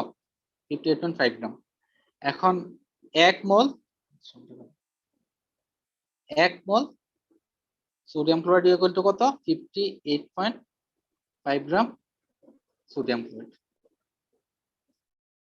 ঠিক আছে, এখন এখানে আমরা অসমোলে কনভার্ট করতে চাই, তাহলে কি করতে হবে? 58 গ্রাম 58.5 কে আমাদের কত দিয়ে ভাগ দিতে হবে? 2 দিয়ে ভাগ দিতে হবে। কেন 2 দিয়ে ভাগ দিতে হবে? কারণ সোডিয়াম ক্লোরাইড যখন তোমার সলিউশনে যায় ও ডিসোসিয়েট হয়ে দুইটা পার্টে ভাগ হয়, একটা হলো সোডিয়াম, একটা হলো ক্লোরাইড। বুঝছো? জি ভাইয়া। তার মানে জি ক্যালকুলেশন করলে আমার কত আসবে? 29.25। তার মানে 1 osmole sodium chloride equal to 29.5। 29.25 gram sodium chloride. বুঝেছো? জি ভাইয়া। জি ভাইয়া। আচ্ছা, ওকে, তাহলে আমরা সামনে যাই। এবার দেখো relation between mole and equivalent, এটা মোটামুটি same. Equivalent equal to molecular ওয়েটের আণবিক ওয়েট, তার মানে মোল, তাই না? মলিকুলার ওয়েটের আণবিক ওয়েট এটা ইকুয়াল টু মোল বাই হলো ভ্যালেন্সি আর হলো number of hydrogen atom. Valency কাদের ক্ষেত্রে হবে? বাকি যতগুলা মলিকুল আছে তাদের ক্ষেত্রে হবে ভ্যালেন্সি। ঠিক আছে, মলিকুল হলে ভ্যালেন্সি, আর হাইড্রোজেন অ্যাটম যদি এসিড থাকে, এটা মনে রাখো, এসিড থাকলে হাইড্রোজেন অ্যাটম। মনে করো সাপোজ আমি বললাম যে HCl এর ইকুইভ্যালেন্ট ওয়েট বের করো, তখন তুমি কি করবা? হাইড্রোজেন অ্যাটম দিয়ে ক্যালকুলেট করবে। HCl এর হাইড্রোজেন কয়টা থাকে? একটা থাকে। আবার যদি বলি H2CO4 অর্থাৎ সালফিউরিক অ্যাসিডের ইকুইভ্যালেন্ট ওয়েট বের করো, তার মানে তুমি কি হাইড্রোজেন যতটা আছে ওটা দিয়ে তুমি ডিভাইড করবা। আর অন্যান্য মৌলের ক্ষেত্রে কি করবে? মলিকুলের ক্ষেত্রে তুমি ব্যালেন্সি দিয়ে ডিভাইড করবে। এখন ব্যালেন্সি মানে কি? ব্যালেন্সি মানে হলো দেখো, it is the combining power of an element. Combining power of element মানে কি? অর্থাৎ তোমার একটা মলিকিউল বা একটা অ্যাটম তোমার কতটা ইলেকট্রন শেয়ার করার মাধ্যমে সে অন্য একটা ইয়ার সাথে, অ্যাটমের সাথে কেমিক্যাল রিঅ্যাকশন করতেছে, এটাকে আমরা বলি ব্যালেন্সি। সাপোজ আমরা যে সোডিয়াম ক্লোরাইডের এক্সাম্পল দিচ্ছি, দেখো সোডিয়াম ক্লোরাইড, দেখো আচ্ছা, এটা আমরা পরে যেতে যাই। সোডিয়ামের ইলেকট্রন সংখ্যা কত? 11 না? আর জি ক্লোরিন ভাইয়া। জি ভাইয়া। ঠিক আছে, 17। 17। এখন সোডিয়ামের সর্বশেষ কক্ষপথে ইলেকট্রন কয়টা থাকে? একটা থাকে, তাই না? জি জি জি ভাইয়া। আর ক্লোরিনের সর্বশেষ কক্ষস্থলে ইলেকট্রন কয়টা থাকে? 7টা থাকে। 7টা। 7টা থাকে, তাই না? এখন দেখো, এই সোডিয়াম যদি একটা রিলিজ করতে পারে, এই একটা যদি তোমার ক্লোরিন গ্রহণ করতে পারে, তাইলে কি হবে? তাদের মধ্যে রিঅ্যাকশন হয়ে যাবে, তাই না? রিঅ্যাকশন হয়ে তারা নতুন একটা যৌগ সোডিয়াম করে তৈরি করতে পারবে, অর্থাৎ তাদের দুইজনের ব্যালেন্সই কত? 1-1। বুঝছো? বুঝতে পারছি তুমি? বুঝো নাই? জি ভাইয়া বুঝছি। ভাই ইকুইভ্যালেন্টে বুঝতে পারিনি। আচ্ছা, ইকুইভ্যালেন্ট হলো তোমার ইট is the gram equivalent weight of substance, অর্থাৎ আমরা ওয়েটটাকে যখন অর্থাৎ গ্রাম ইকুইভ্যালেন্টে কনভার্ট করবে, এটাকে আমরা ইকুইভ্যালেন্ট ওয়েট বলি আর কি। তুমি নরমাল সলিউশন যখন চিন্তা করবে না, নরমাল সলিউশন যখন পড়বো তখন এটা ইজিলি বুঝবে, এই জন্য আমি এখানে কিছু বলি নাই, এখানে জাস্ট রিলেশনটা দেখাচ্ছি। বুঝছো? নরমাল সলিউশন আমরা তো তোমার মোলার সলিউশনের ক্ষেত্রে মোল ইউজ করি, তারপর হলো অসমোলার সলিউশনের ক্ষেত্রে অসমোল ইউজ করি, আর তেমনি নরমাল সলিউশনের ক্ষেত্রে আমরা যেই ইয়াটা ইউজ করি, টার্মটা ইউজ করি, সেটা হলো তোমার ইকুইভ্যালেন্ট ওয়েট। বুঝছো? জি ভাইয়া। হ্যাঁ, অর্থাৎ এই ব্যালেন্সিটা আমরা কিভাবে বুঝবো? ব্যালেন্সি আমরা বুঝবো যে তার কোন একটা, অর্থাৎ যদি ক্যাটায়ন হয়, ক্যাটায়নের ক্ষেত্রে তার সর্বশেষ কক্ষপথে যে কয়টা ইলেকট্রন আছে ওটা হচ্ছে তার ব্যালেন্সি, আর যদি অ্যানায়ন হয়, তার যে কয়টা ইলেকট্রন দরকার রিঅ্যাকশন করার জন্য, সেটা হলো তার ব্যালেন্সি। ঠিক আছে,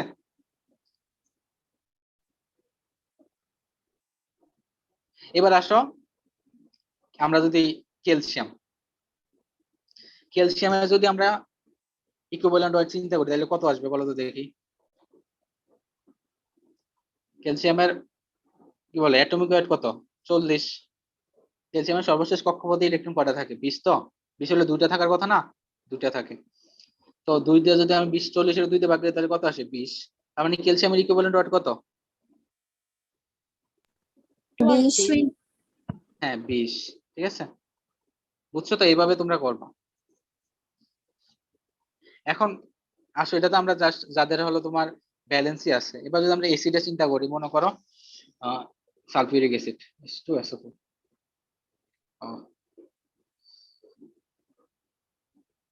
H2SO4, ঠিক আছে। সালফিউরিক অ্যাসিডের ক্ষেত্রে কি হবে? হাইড্রোজেন আছে দুইটা। সালফিউরিক অ্যাসিডের মলিকুলার ওয়েট কত? সালফিউরিক অ্যাসিডের মলিকুলার ওয়েট হলো তোমার 98, এটা আমরা সবাই জানি। হাইড্রোজেন দুইটা, মানে দুইটা যদি ভাগ করি তাহলে কত আসবে? 49 না? এই 49 হলো সালফিউরিক অ্যাসিডের কি ইকুইভ্যালেন্ট ওয়েট, বুঝছো? জি ভাইয়া। এখন মনে করো তোমার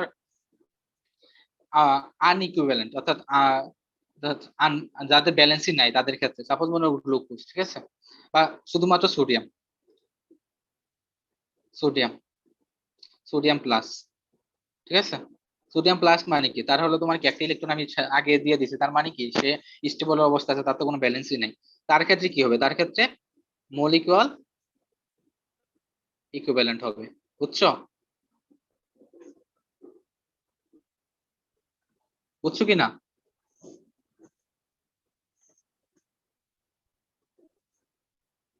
হ্যালো, আমার কথা শোনা যায় না?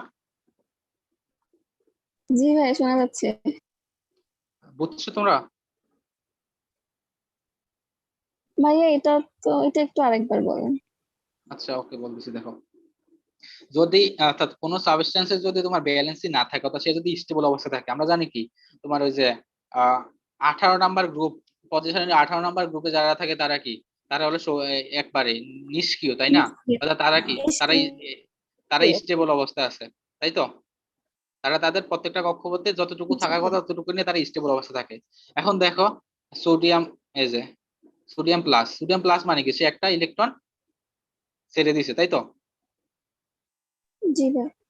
সে একটা ইলেকট্রন সাইডে দেওয়া মানে কি? তার ইলেকট্রন সংখ্যা কত? 10। 10 মানে কি? 10। তার হলো তোমার ফার্স্ট কক্ষপথে দুইটা আছে, পরে কক্ষপথে 8টা আছে, তার মানে সে স্টেবল অবস্থায় আছে। এই স্টেবল অবস্থা থাকলে তার কোনো ব্যালেন্সই থাকতেছে না। এই ধরনের মলিকিউলের ক্ষেত্রে তোমার মোল আর ইকুইভ্যালেন্ট ওয়াট দুটো সমান হবে, অর্থাৎ mole equal to equivalent weight, sorry, mole equal to equivalent weight, বুঝছো? জি ভাই, বুঝছি। হ্যাঁ, সালফিউরিক অ্যাসিডে 98/2 দিছিলেন, ওই দুইটা কোথা থেকে হিসাব করছিলেন? আমি কি ওই বলছিলাম, হাইড্রোজেন। তুমি যখন এসিড হিসাব করবা, যখন এসিডের ইকুইভ্যালেন্ট ওয়েট ক্যালকুলেশন করবা, ঠিক আছে, তখন ওই এসিডে কয়টা হাইড্রোজেন আছে ওইটা দিয়ে ভাগ দিবা, অর্থাৎ ওই এসিডের মলিকুলার ওয়েট কে, আচ্ছা দাঁড়া, অনেকে মেসেজ দিতেছে অ্যাড করার জন্য।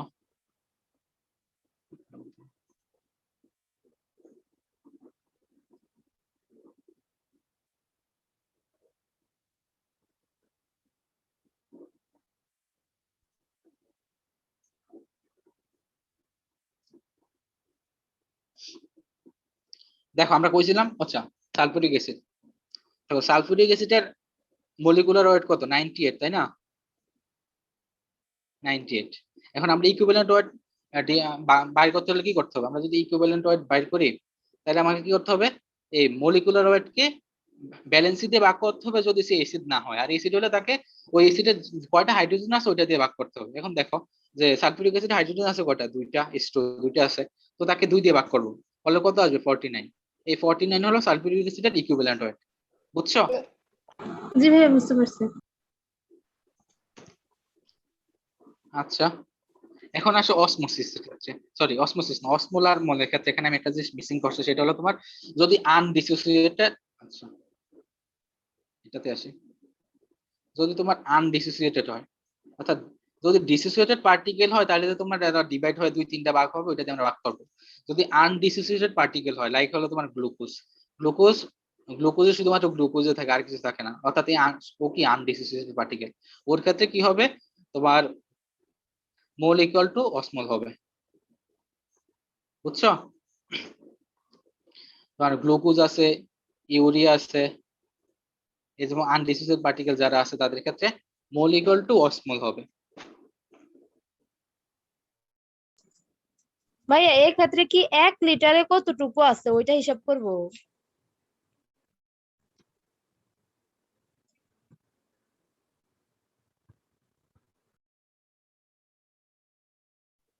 বুঝছো কি না? জি ভাইয়া বুঝছি। ভাইয়া এ- এই ক্ষেত্রে কি 1 লিটারে কতটুকু আছে ওইটা হিসাব করব? গ্লুকোজ ইউরিন এগুলোর ক্ষেত্রে?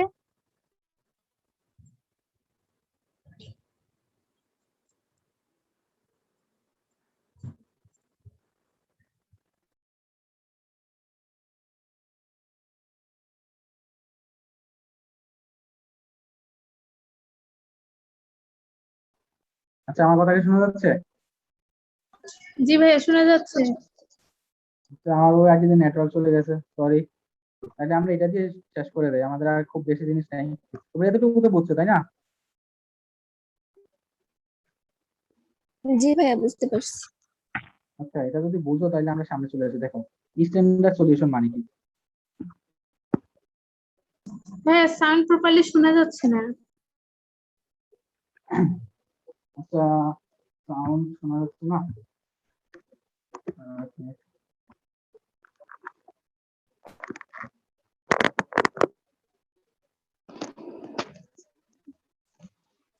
এবার শোনা যাচ্ছে? জি ভাইয়া শোনা যাচ্ছে। ওকে, তাহলে চলো দেখো, স্ট্যান্ডার্ড সলিউশন মানে হলো it is a solution which concentration of solute and solvent are known. অর্থাৎ যে সলিউশনে তুমি সলিউট এবং সলভেন্ট কত কত আছে এটা তুমি জানো, সেটাকে আমরা বলি স্ট্যান্ডার্ড সলিউশন। সাপোজ মনে করো molar solution, normal solution, molar solution and osmolar solution, ঠিক আছে? মোলার সলিউশন মানে মোলার সলিউশনে তোমার 1 লিটার সলিউশনে ধরো তোমার 1 মোল সলিউট আছে, এটা হলো মোলার সলিউশন। আমি দুইটা জানি, সলভেন্ট সলভেন্ট কত, সলভেন্ট হলো 1 লিটার, আর সলিউট কত, সলিউট হলো 1 মোল। তার মানে আমি এখানে সলিউট এবং সলভেন্ট দুইটার কনসেন্ট্রেশন আমি জানতে পারতেছি, বা আমি জানি, এটা হলো স্ট্যান্ডার্ড সলিউশন। নর্মাল মানে কি, তোমার 1 লিটার সলিউশনে 1 ইকুইভ্যালেন্ট সলিউট আছে, এটা আমি জানি, ঠিক আছে? মোলার মানে কি, মোলার হলো তোমার 1 লিটার সলিউশনে তোমার মনে করো ওই যে 1 লিটার না, এটা হলো 1 কেজি। 1 কেজি সলিউশনে বা 1 কেজি সলভেন্ট হলো তোমার 1 মোল সলিউট আছে, এটা আমি জানি। অসমোলার মানে সেম, 1 লিটার সলিউশনে 1 অসমোল সলিউট আছে।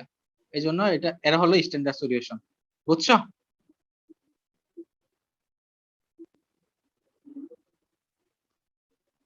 হ্যালো?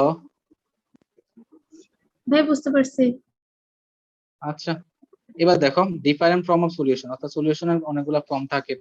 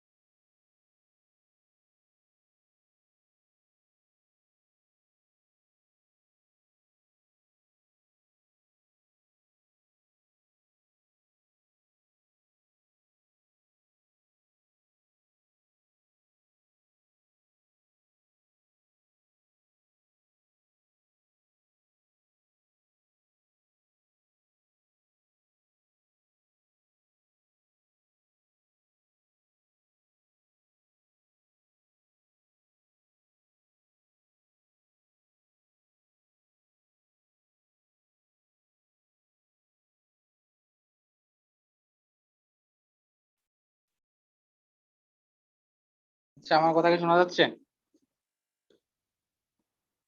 জি ভাইয়া শোনা যাচ্ছে। আচ্ছা, তাহলে দেখো আমরা তাহলে করি, যেহেতু টাইম অনেক বেশি হয়ে গেছে আমরা। আচ্ছা, দীপ তো কি রেকর্ড করতেছো?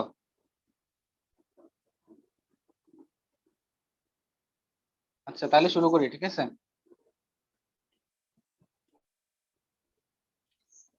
আর বেশি টাইম লাগবে না, অল্প একটু। তোমাদের এমনি অনেক কষ্ট দিয়ে দিয়েছি আজকে। দেখো, সলিউশন অনেক টাইপের হয়ে থাকে। ফার্স্টে কি, আমাদের সলিউট এবং সলভেন্ট দুইটাই লিকুইড হইতে পারে। এই ধরনের সলিউশন কি ব্রোমিন সলিউশন। এটা হলো আমাদের কি সলিউট এবং সলভেন্ট দুইটা লিকুইড। এটা কিন্তু বাইবাতে জিজ্ঞেস করে যে তুমি কয়েকটা তুমি বলো যে তোমার সলিউট সলভেন্ট লিকুইড এমন একটা সলিউশনের এক্সাম্পল দাও, বা সলিউট সলভেন্ট দুইটাই গ্যাস এমন একটা এক্সাম্পল দাও। এই ধরনের কোশ্চেন গুলা বাইবাতে করে থাকে স্যাররা আর কি। এই জন্য আমাদের এই স্লাইডটা তোমাদের জন্য অ্যাড করা। তারপর দেখো, সলিউট সলিউট হতে পারে, আবার সলভেন্ট লিকুইড। তার মানে কি, ওয়াটার এবং সুগার এই দুটাকে আমি মিক্স করা পরে যে সলিউশনটা হবে বা যে শরবতটা হবে সেটাতে কি থাকবে, আমার সলিউট হলো সলিড আর সলভেন্ট হলো লিকুইড। আচ্ছা, আমার কথা কি শোনা যায় না? শোনা যায় তো।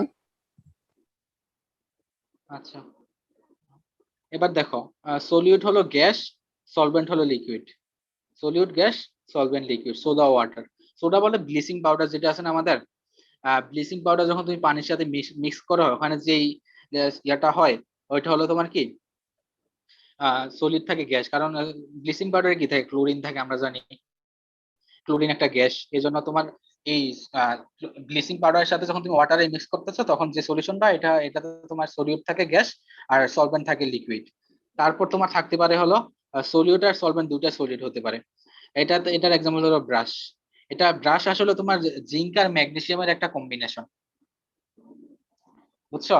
জিঙ্ক আর ম্যাগনেসিয়াম দুইটা কম্বিনেশন হয়ে তোমার এটা তৈরি করে আর কি। এর মধ্যে যে দুটো পার্টিকেল থাকে জিঙ্ক ম্যাগনেসিয়াম দুইটাই হলো তোমার সলিড, অর্থাৎ, ঠিক আছে? আর হলো তোমার বোথ সলিউট এবং সলভেন্ট এয়ার। এটা তো আমরা সবাই জানি যে এয়ারে কি থাকে, তোমার অক্সিজেন, নাইট্রোজেন, গ্যাস, সবগুলাই গ্যাস। এই জন্য বোথ সলিউট এবং সলভেন্ট যদি গ্যাস হয় তার মানে আমার এক্সাম্পল হলো এয়ার। এটা কিন্তু বলিও না, এটা বাইবাতে জিজ্ঞেস করে ইনভেরিয়েবলি, অর্থাৎ তখন এটা বলা লাগবে। বুঝছো? আমাকে এখানে কিছু বলতে হবে? এটা আরেকবার একটু রিপিট করেন। আচ্ছা, দেখো, যদি তোমার সলিউট এবং সলভেন্ট দুইটাই লিকুইড হয়,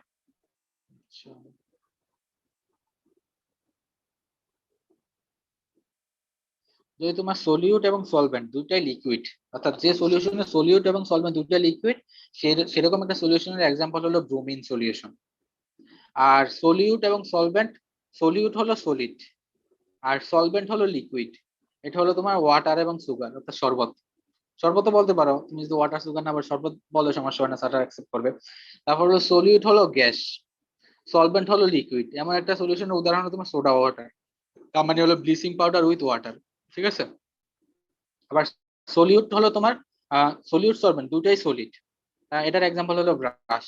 বা তুমি এটা বলতে পারো যে solution of zinc and copper, কিংবা solution of copper and magnesium, ঠিক আছে? এরা হলো তোমার এখানে সলিউট সলভেন্ট দুইটাই সলিড থাকে। তারপর হলো তোমার সলিউট এবং সলভেন্ট দুইটাই গ্যাস, এর মানে এক্সাম্পল হলো এয়ার। এর উপরে তো কোনো এক্সাম্পল আর নাই, বুঝছো? ভাইয়া ব্রোমিন সলিউশনটা কি? ব্রোমিন সলিউশনে তুমি ব্রোমিনের ইলেকট্রন সংখ্যা কত, 35 না? ক্লোরিনের পরে তো ব্রোমিন। ব্রোমিন হলো তোমার লিকুইড অবস্থা থাকে, লিকুইড অবস্থায়, কিন্তু গ্যাস না। তো এই হ্যাঁ, liquid। লিকুইড ব্রোমিনের সাথে, হ্যাঁ, লিকুইড ব্রোমিনের সাথে যখন আমি তোমার ওয়াটারে সলিউশন করাবো, তার মানে কি হবে, এখানে এখানে সলিউট কে, ব্রোমিন সলিউট ছিল। তো এই সলিউটটা লিকুইড আর হলো তোমার ইয়াতে ওয়াটারও লিকুইড, তার মানে ব্রোমিন সলিউশন। আর ব্রোমিন সলিউশন লাগে মূলত আমাদের ওই যে আমরা স্টোমাক এবং ডিউডেনাল আলসার আইডেন্টিফাই এর জন্য, বা তোমার এখানে কোনো কার্সিনোমা আছে কিনা ওইটা জন্য আমরা তোমার এই ব্রোমিন সলিউশনে আগে পেশেন্টকে খাই দিতে হয়, তারপর তার এক্সরে করা হয়, বুঝছো? ওটা ওই কাজে ব্যবহৃত হয়। জি ভাইয়া ওকে, এবার দেখো যে properties of solution, colligative properties of solution. Colligative মানে কি এটা তোমাদের একটু আমি বুঝাই। দেখো, আমাদের সলিউশন কিন্তু অনেক ন্যাচারাল হতে পারে, যেমন কি তোমার সলিড হতে পারে, সলিউশন সলিড হতে পারে কিংবা লিকুইড হতে পারে, গ্যাস হতে পারে, এটা আমরা একটু আগে দেখলাম। কিন্তু পলিগনি প্রপার্টিজ মানে হলো তোমার এই সলিউশনের প্রপার্টিজ গুলা এই তোমার নেচারের উপর ডিপেন্ড করতেছে না, এটা ডিপেন্ড করতেছে তোমার একটা নির্দিষ্ট লিটার ভলিউমে কতটুকু পার্টিকেল আছে ওইটার উপরে ডিপেন্ড করতেছে, যেটা সেটা হলো তোমার কলিগেটিভ প্রপার্টিজ। বুঝছো? জি ভাইয়া। অর্থাৎ কলিগেটিভ মানে হলো তোমার সলিউটের উপর ডিপেন্ড করতেছে, এক কথা যদি মনে করি আমাদের সলভেন্টের উপর ডিপেন্ড করতেছে না, অর্থাৎ সলিউটের উপর ডিপেন্ড করতে, অর্থাৎ 1 লিটার সলভেন্টে কতটুকু সলিউট আছে এটার উপর ডিপেন্ড করে আমাদের যে প্রপার্টিজ গুলো, এটাকে আমরা বলি কলিগেটিভ প্রপার্টিজ। ঠিক আছে? আর এই প্রপার্টিজ 4 ধরনের: osmotic pressure, vapour pressure, boiling point and freezing point. Osmotic pressure যেটা আমরা বলছি, ভ্যাপর প্রেসার মানে কি, অর্থাৎ তোমার যে বাষ্প পতিত হইতেছে, বাষ্পীভূত হওয়ার সময় তোমার একটা প্রেসার কি একটা নির্দিষ্ট অ্যামাউন্টের প্রেসার যখন হবে তখন তোমার বাষ্পে পরিণত হবে, এর আগে হবে না। আর এটাকে আমরা বলি বাপর প্রেসার। আর বয়লিং পয়েন্ট মানে কি, তোমার যে পয়েন্টে হলো কি হয়, বাষ্পে পরিণত হয়, অর্থাৎ পানি ফুটতে ফুটতে তুমি যখন পানির টেম্পারেচার বাড়াইতে থাকো, আমরা কিন্তু আমাদের সলিউশনের ডেফিনিশন বলছিলাম, সলিউশনটা ডিপেন্ড করে কোথায়, টেম্পারেচার এবং প্রেসারের উপর, তাই না? টেম্পারেচার এবং প্রেসারের উপর ডিপেন্ড করে। এখন তুমি যদি পানির টেম্পারেচার বাড়াতে একটা নির্দিষ্ট পয়েন্টে যাওয়ার পরে পানি বাষ্পে পরিণত হওয়া শুরু করবে, এটা কিন্তু হবে না। যে পয়েন্টে বাষ্পে পরিণত হওয়া শুরু করে ওই পয়েন্টকে আমরা বলি বয়লিং পয়েন্ট। ঠিক আছে? আর ফ্রিজিং পয়েন্ট মানে কি, তুমি যদি পানির ওয়াটারের টেম্পারেচার কমাইতে থাকো, কমাইতে কমাইতে যে পয়েন্টে গিয়ে সে বরফে অর্থাৎ আইসে কনভার্ট হওয়া শুরু করবে, ওই পয়েন্টটাকে আমরা বলি ফ্রিজিং পয়েন্ট। ঠিক আছে? এই 4টা হলো সলিউশনের properties: osmotic pressure, vapour pressure, boiling point, freezing point. বুঝছো? ভাইয়া বাপরটা কি? ভাপর মানে বাষ্প না, অর্থাৎ তোমার তো পানি যখন বাষ্পতে পরিণত হইতেছে, ঠিক আছে, বাষ্পীভূত হইতেছে, এই ভাপর বাষ্পীভূত হওয়ার অর্থাৎ সরি পানি বাষ্পীভূত হওয়ার জন্য একটা প্রেসার ক্রিয়েট করে। যেমন তোমার অসমোটিক প্রেসারে কি, অসমোসিস, পানির অসমোসিস প্রিভেন্ট করতেছে। এই ভাপর প্রেসারটা কি করে, আমাদের এই বাষ্পীভূত হওয়াটা প্রিভেন্ট করতেছে। আর এই প্রেসারের উপরে যখন চলে যায় তখনই বাষ্পীভূত হচ্ছে, আর এটাকে আমরা ভাপর প্রেসার বলি। বুঝছো? জি ভাইয়া। ওকে, তো আজকে এই পর্যন্তই। কারো কোনো কোশ্চেন আছে? আপাতত নাই। আচ্ছা, তোমাদের যদি কোনো কোশ্চেন থাকে এই রিলেটেড বা বায়োকেমিস্ট্রি অ্যানাটমি ফিজিওলজি যে কোনো কোশ্চেন থাকে তোমার চ্যাট বক্সে করতে পারো, আমি যদি পারি অ্যান্সার দিব, না পারলে পড়াশোনা করে অ্যান্সার দিব, কোনো সমস্যা নেই। ঠিক আছে? তো আজকে এখানেই শেষ করি, অনেক রাত হয়ে গেছে, প্রায় 1.5 ঘন্টার ক্লাস, 40 মিনিটের কথাকে 1.5 ঘন্টা পর্যন্ত হয়ে গেছে। সবাই ভালো থেকো, সুস্থ থাকো। আসসালামু আলাইকুম। আসসালামু আলাইকুম। আসসালামু আলাইকুম ভাইয়া। আসসালাম।